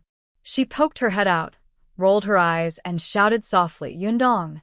Li Yundong saw Su-chan acting like a thief in the room and immediately felt angry and amused. He said, "What are you doing? Can we watch TV?" Su-chan asked meekly. Li Yundong couldn't help laughing and said, "Nonsense, just don't make it too loud." Su-chan immediately cheered. "Master, you're the best. I love you so much." As she said this, she quickly rushed in, hugged Li Yundong, and kissed him hard on the cheek. Then, she rushed out like a gust of wind. Li Yundong said with a smile, "Hey, you can watch it, but don't make trouble. Be careful not to get complained again." Su-chan's clear voice came from outside the door. Got it. Li Yundong shook his head and couldn't help laughing. He sat cross-legged in the room and was about to chi, when suddenly there was a sound of TV music coming from the living room. Li Yundong was dumbfounded when he heard it. He thought to himself, "It's fine if you're just watching TV. Find something good to watch, but you're actually watching cartoons. It's fine if you're watching cartoons, but you're actually watching such an old cartoon. It's fine if you're watching such an old cartoon, but you're even singing the theme song." Li Yundong only heard a very familiar piece of music coming from the living room. The little foxes hummed along, play with each other, 7 flowers on 1 egg. The desire to commit a crime is great, but you're not afraid. La la la la la. Little brother, play with each other. Little brother, play with each other.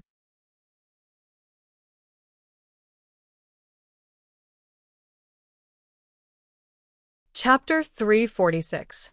Go to watch net. Li Yundong was stunned as he listened to the voices coming from the living room. He thought to himself, no way. How could they sing such sexy lyrics? Who taught them? It can't be Su Chan again, can it? Li Yundong quickly jumped up, opened the door, and went downstairs. At this time, he saw that the little foxes had finished singing. They were sitting cross-legged on the ground in a circle, staring at the 47-inch plasma TV in the living room. They didn't even notice Li Yundong's presence. Go to watch net. Li Yundong saw that they all looked innocent and didn't seem to be playing a prank just now. He thought to himself, who taught them to sing this song? Could it be that I heard it wrong? No, it can't be, right? Li Yundong stood by and watched for a while. Seeing that they were so fascinated that they didn't even notice that he was standing beside them, he thought to himself, good heavens, if a sneak attack comes, even a child can put you down together. Is this Calabash Brothers so good? Which TV station is so unpromising that it would broadcast such an old cartoon? Li Yundong looked up and suddenly gasped. CCTV Children's Channel. Oh, you guys are a little smaller. At this time, there was a scene of the Calabash brothers being caught by the snake demon and the scorpion spirit. They took off their pants and peed to tease them. The funniest thing was that there was a small piece of mosaic on the vital parts of the camera. The little foxes suddenly asked curiously, what's that? It's a blurry ball? Next to them, a little fox immediately scolded with a smile, idiot, it's a man's thing. Don't you know? Oh, then why did it look like this? I don't know. Ask Shiji Su Chan. She has a lot of experience in the mortal world. She must know. Su Chan didn't know what mosaic was. She saw that the little foxes were all looking at her, and she didn't want to show weakness in front of them. She rolled her eyes and immediately saw Li Yundong standing beside her. The little girl seemed to have seen her savior. She smiled and said, the leader is here. Ask him and let him answer. Li Yundong's face was full of surprise. He secretly glared at Su Chan, coughed dryly, and said, This thing is actually called mosaic. It's used to cover, some very sensitive places. Yeah, that's about it. Li Yundong was usually a sharp-tongued and eloquent person. At this time, when he was explaining this question in front of a group of beautiful women, he felt a layer of sweat suddenly appear on his back, and he stuttered. After the explanation, the little foxes suddenly understood. Oh, so that's how it is. Su Chan's face was also full of sudden understanding, but she soon looked puzzled. She unconsciously looked at Li Yundong's lower body and asked, but why didn't you censor it? He wanted nothing more than to grab Su Chan and spank her, but 500 times. When the other little foxes heard Su Chan's question, their eyes fell on Li Yundong's lower body in unison. Their eyes were full of ambiguity and they giggled. Watch net. Li Yundong glared at Su Chan. Are you a pig? How dare you ask me something like that? Su Chan looked confused. Huh? What's wrong with this question? Is there something wrong? Seeing that she was still at a loss, Li Yundong became more and more frantic. He couldn't help shouting, How can you ask such a question? You are really a pig, as stupid as a pig. Being scolded by Li Yundong in public, Su Chan immediately pouted and said, I don't know. If I don't know, I'll ask. What's wrong with that? I'm not a pig. Li Yundong was so angry that he laughed. It would be strange if you weren't a pig. Yes, I'll change your name in the future. I'll call you a pig. Su Chan stamped her feet and said angrily, You are a pig. I'm not a pig. After venting his anger, Li Yundong laughed triumphantly and said, Pig monster. You are a pig monster. Su Chan was so angry that she was about to pounce on Li Yundong, but she saw Zi Yuan, Wan Hongling, and the other people of the Fox and school jumping over from the balcony. Li Yundong didn't know whether to laugh or cry. Can't you go through the door? There is such a thing in this world called a door. Zi Yuan smiled slightly, and Wan Hongling made a face at him. What's the difference? Isn't this also a door? It's just a back door. Li Yundong sighed and said, the idea of Chinese going through the back door is really deep-rooted, even for cultivators. I have no idea. His words made the group of people cover their mouths and laugh. At this time, Zhou Qin, Chao Yi, and the others also came down from upstairs, and the spacious living room suddenly became crowded. Li Yundong looked at Ziyuan and asked, what are you doing here? Ziyuan nodded and said, yes, we bought the shop yesterday. Why don't we go and get the business license for the shop today? By the way, we can think about what the name of the shop should be. Hearing this, everyone suddenly became excited, especially the little foxes of the Fox Zen School. They began to chatter excitedly. Hey, what do you think the name of the shop should be? In my opinion, it should be called Fox Tea House. Are you an idiot? Are you afraid that others won't know that it's a tea shop opened by our Fox Zen School? Aren't you afraid that people from other sects will come and make trouble? Let's just call it Rock Tea House. How about using the name of our ancestor to name it? What's so good about it? It's not as good as the previous one. Rock Tea House, how unpleasant it sounds. They kept talking noisily, and Li Yundong couldn't find a chance to get a word in edgewise. Seeing this, Chao Yi coughed dryly to attract the attention of the little foxes. Then she scolded them. What are you doing? Is it up to you to decide on a name? Of course, it's up to the leader. Li Yundong laughed and said, it doesn't matter. Let's express our opinions one by one. We'll choose the best one when the time comes. Let's go. 7KOM. Li Yundong looked at Ziyuan and said, Ziyuan, you've contributed the most to the whole thing. What do you want to name it? Ziyuan smiled slightly and said, I haven't thought about it either. Why don't you name it? Li Yundong looked at Wan Hongling again and asked, Hongling, what do you want to name it?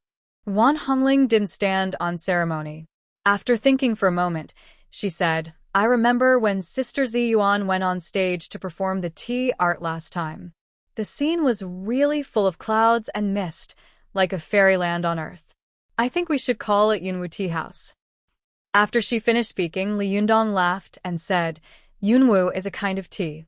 If you name it like this, people who really want to drink tea will think that you only buy Yunwu tea here. Ziyuan smiled and teased, then we should call it Guanyin Tea House. Most of our tea is Tiguanyin tea. Wan Hongling said angrily, you want me to name it again? After I give it a name, you join hands to laugh at me. It's really a case of a husband and a wife following each other. You're so annoying. Ziyuan suddenly blushed and glared at Wan Hongling angrily. Li Yundong also looked very embarrassed. He coughed dryly and quickly changed his target. He looked at Zhou Qin and said, Zhou Qin, do you have any good ideas? Zhou Qin smiled and said, what good ideas do I have? Seeing that she was unwilling to say anything, Li Yundong knew that Zhou Qin had just started cultivating, so she seemed very cautious, for fear of saying something wrong. He smiled and didn't force her. He looked away again. Su Chan couldn't hold it in any longer. She raised her hand high and shouted, I have a good name. Li Yundong pretended to be angry and glared at her. Pig monster, shut up. You're too stupid. We don't want to hear your name. Su Chan's face suddenly fell. She shouted angrily, you're so annoying. You're the pig monster. Li Yundong held back his laughter and deliberately avoided looking at her.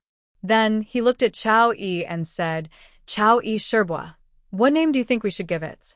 Chao Yi smiled and said, Leader, this is your shop. It's not up to us to give it a name. Li Yundong waved his hand and said with a smile, you can't say that. This is also our Fox Zen School. Oh, no. It's a joint business between our Fox Zen School and the Lingong sect of Jingyi School. Since our Fox Zen School has a share, you also have a share. Chao Yi Sherbua, you don't have to be so polite. Seeing that she couldn't refuse, Chao Yi thought for a moment and said, since it's a tea house, and it's in the middle of a secular city, I think we might as well give it an elegant and popular name. Why don't we call it Lin Xian? Lu Yuehong, who was standing next to her, suddenly smiled. Lin Xian is indeed not bad. It means that you are about to ascend to heaven after drinking tea, but I think it's better to call it ascending to immortality. Zhuang Yiting also said, I think it's best to call it Tongxian. Lu Tong of the Tang dynasty once wrote a poem.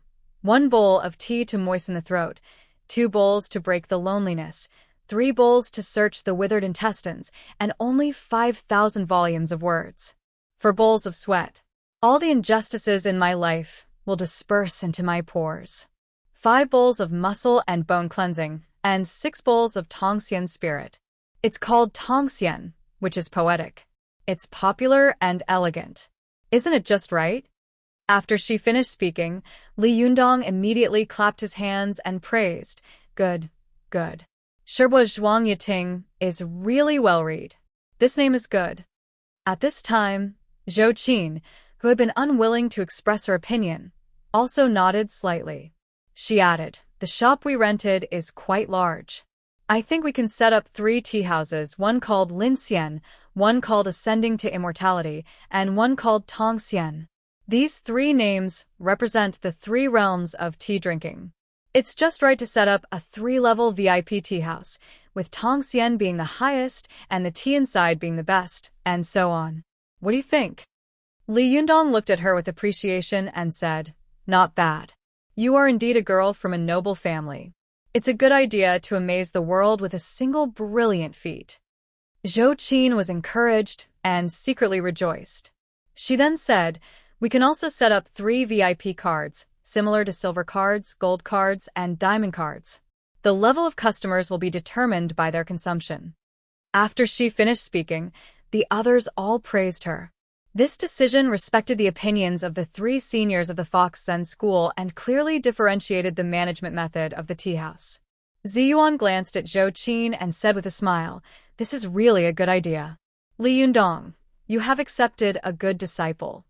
Chao Yi also smiled and said, Now that leader has such a capable disciple, he doesn't need us anymore. Zhou Qin smiled modestly and said, You flatter me, everyone. I just summarized everyone's ideas and synthesized them. There's nothing to boast about. Li Yundong laughed and said, Okay, stop flattering each other. It's settled. Wan Hongling suddenly asked curiously, What's settled? It's the names of the 3 tea houses, not the tea house. Can't the 3 names be hung outside the tea house at the same time? Wouldn't that be a mess? Hearing her words, everyone finally reacted and looked at each other in dismay. Li Yundong also said in a low voice, Yes, I wouldn't have thought of it if you hadn't mentioned it. Su Chan, who was standing to one side, finally seized the opportunity and taunted Li Yundong proudly. Look, you call me a pig. I think you are the pig. Stupid. Li Yundong glared at her and said, Yes, I am a pig. It would be strange if you were a pig. Pig monster, do you have any good ideas? When Su Chan saw Li Yundong talking about her like this in front of so many people, she stamped her feet angrily and said, You are a pig monster. Li Yundong laughed and said, Then you give me a good name. I will admit that you are not a pig monster. Ziyuan and the others saw Li Yundong and Su Chan bickering.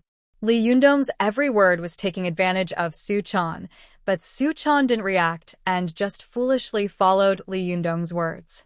They all covered their mouths and snickered. Su Chan didn't realize that Li Yundong was teasing her. When she saw Li Yundong asking her to give him a name, she was overjoyed.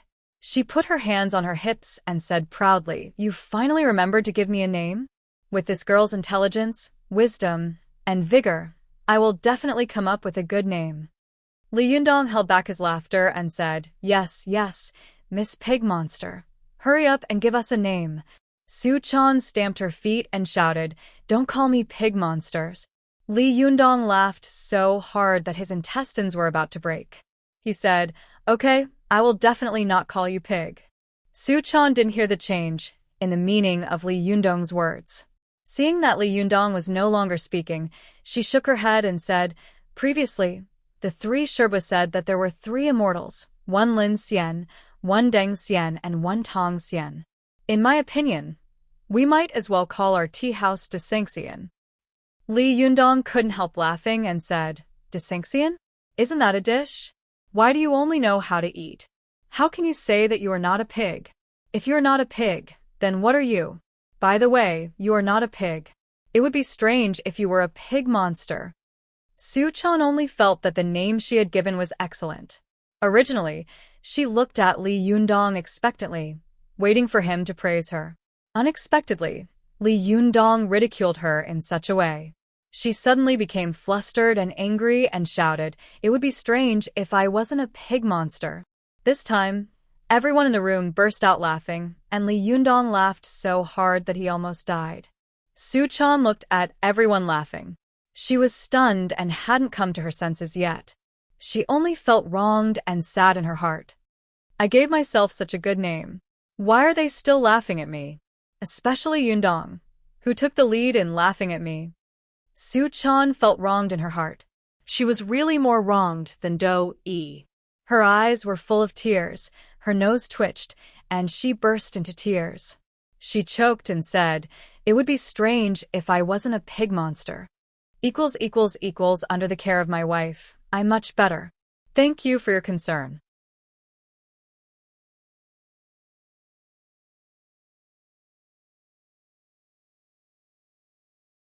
Chapter 347. Go to watch net. Everyone in the room laughed so hard that they fell down. Li Yundong laughed so hard that he didn't even have the image of a leader. He held his stomach and rocked back and forth, completely heartless. Go to watch net. Zhou Qin saw more and more tears in the girl's eyes. It was obvious that she was about to cry. Zhou Qin held back her laughter, walked over, and whispered a few words in Suchan's ear. Suchan realized that she had fallen into Li Yundong's trap. She had admitted that she was a pig. Her eyes suddenly went blank. After a while, her face turned red. She pounced on Li Yundong, baring her teeth and brandishing her claws. "You're so annoying. You're a pig." Li Yundong laughed so hard that his stomach hurt. Suchan pounced on him, scratching and biting him. He quickly begged for mercy. Okay. You're not a pig. I'm a pig." Suchan was so angry that she shouted, "You're still taking advantage of me?"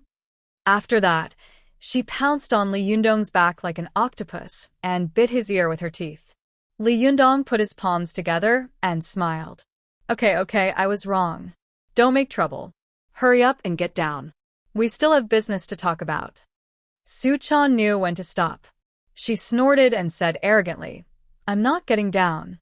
You bully me, I'm going to bully you too. You can talk behind my back." Li Yundong threatened her with a straight face.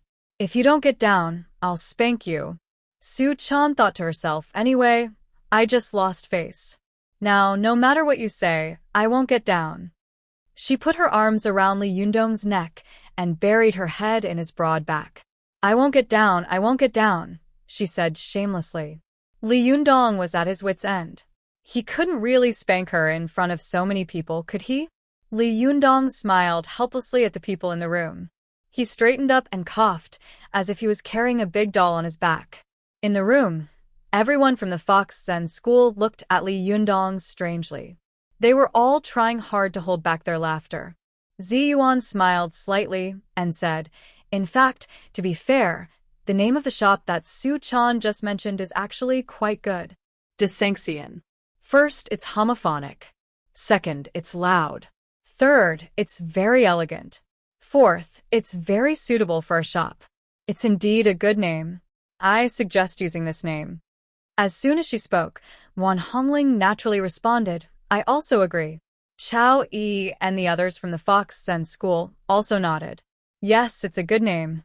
Watch net. 7KOM. Suchan poked her head out from behind Li Yundong and said proudly, "What do you think? I told you I was the one who came up with the name." Li Yundong turned his hand back and made a Mahamudra. With a snap, he slapped the girl's buttocks hard.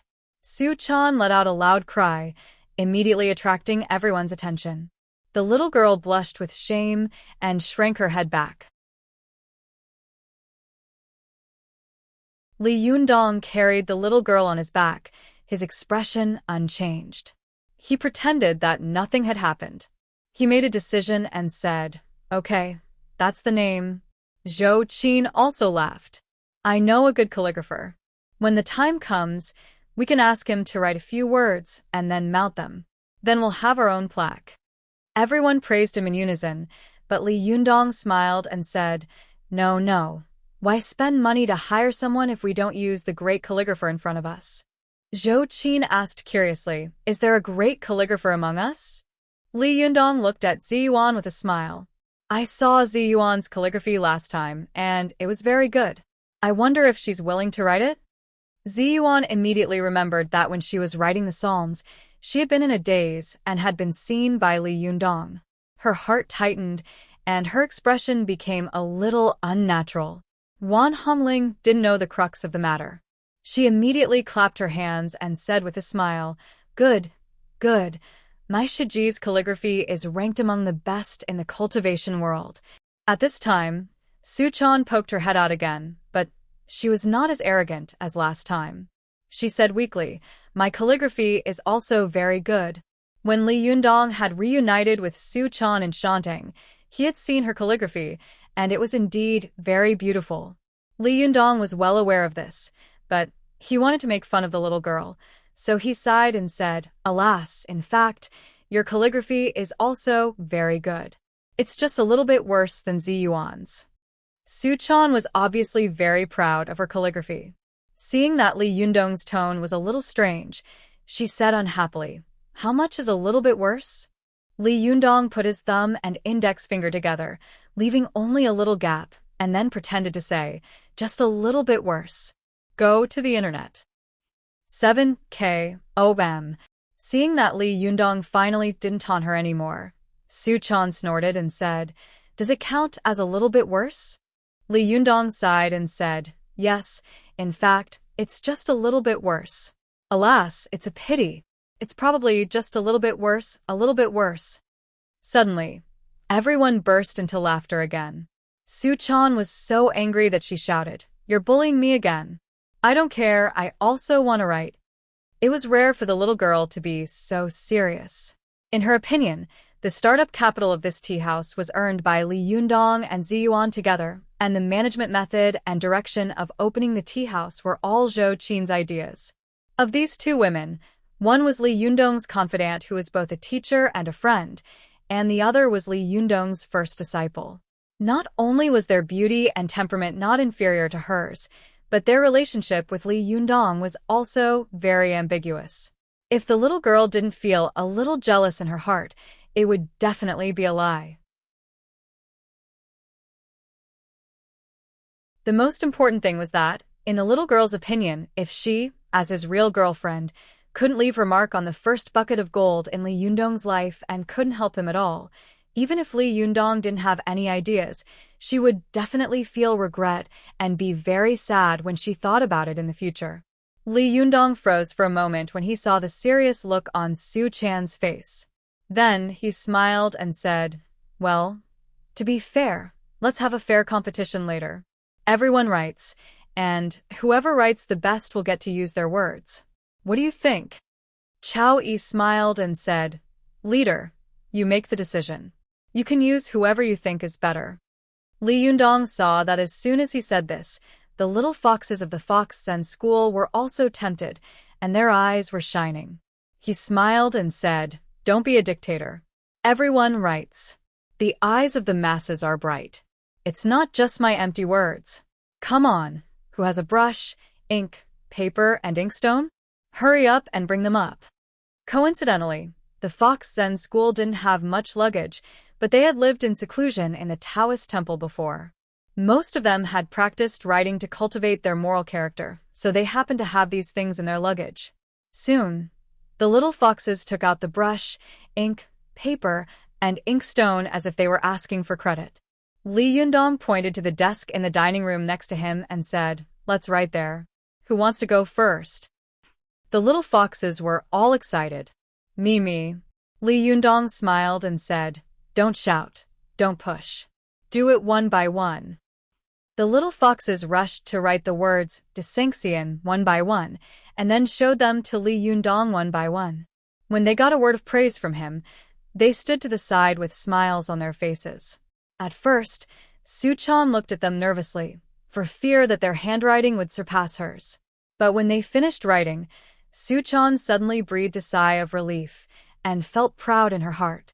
Fortunately, I used to practice writing with my master a lot. Otherwise, I would have made a fool of myself today. Although the handwriting of my fellow sisters is good, there is still a gap between them and mine. When Chao Yi and the others finished writing one by one, Suchan felt even more relieved. She saw that although Chao Yi and Lu Yuehong's handwriting was beautiful, it was not as lively as hers. It lacked a certain charm. On the contrary, Shibui Zhuangyuting, who looked the most coquettish, had written a delicate and fresh thin golden body, which surprised everyone. Li Yundong saw that everyone's handwriting was different and beautiful. Although he didn't understand calligraphy, he also felt that all the words were extremely beautiful. He nodded and praised, "Not bad, they are all good handwriting. I didn't expect that all of you would have good handwriting." He looked up at Wan Hongling and said, "Hongling, don't you want to write?" Wan Hongling responded and was about to pick up the brush to write, but as soon as she did so, she seemed to think of something. She asked with a smile, "Jinren Li, as the leader of the sect, why don't you write?" Li Yundong shook his hands and said, No, I can draw talismans, but I can't write anything." Wan Hongling didn't believe him. She snorted and said, "Is it because your identity is different now, so you don't want to do it easily?" As soon as she said this, the others also joined in. "Leader, write one." Li Yundong couldn't refuse, so he made up his mind, rolled up his sleeves, and said loudly, "Well, since you are willing to die, I am willing to bury you. Prepare to stab your own eyes later." Hearing this, everyone laughed, but they became more and more curious, so they all came forward to watch. They saw Li Yundong pick up the brush and calmly draw a circle on the rice paper. Moreover, the circle was irregular. They were suddenly speechless and thought, "What is this?" After a while, Li Yundong picked up the brush again and drew another circle. This time, the circle was long and had a strip on it. Everyone was confused and became more and more confused.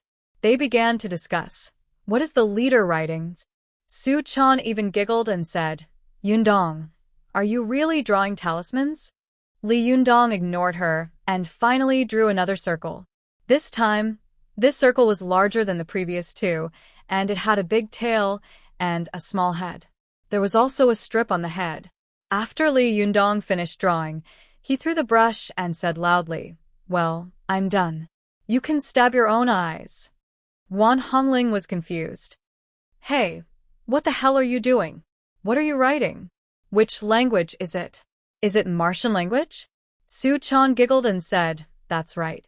If you want us to stab our own eyes, we have to be convinced."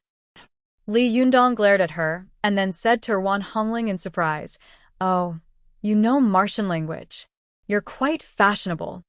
Wan Hongling rolled her eyes at him and said, "Tell me, what are you writing?" Li Yundong proudly pointed to the first irregular circle and said, "This is a potato." Then he pointed to the second smaller circle with a strip and said, "This is a pepper." Then he pointed to the last one and said, "This is an eggplant."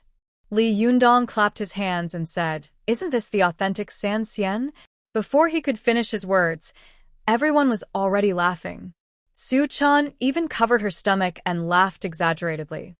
"Oh my God, I really have to stab my own eyes. This is too ugly." Li Yundong said exaggeratedly in a loud voice, "What do you know? This is the painting method of calligraphy, the calligraphy method of painting. It can be called a peerless work of calligraphy and painting." Suchan smiled and rushed over to snatch the painting, which looked like a talisman, and hid it behind her. "Well, then I'll collect your work and leave it for your disciples and granddisciples to see in the future. I'll let them see the calligraphy of their grandmaster and the leader so that they can worship it in the future." Li Yundong was so angry that he scolded with a smile, "Little girl, if you have the ability, don't make any mistakes later. Otherwise, I'll beat your ass. How dare you laugh at the leader?" Suchan jumped up and snorted. "I'll write it. Well, I'll make a small adjustment.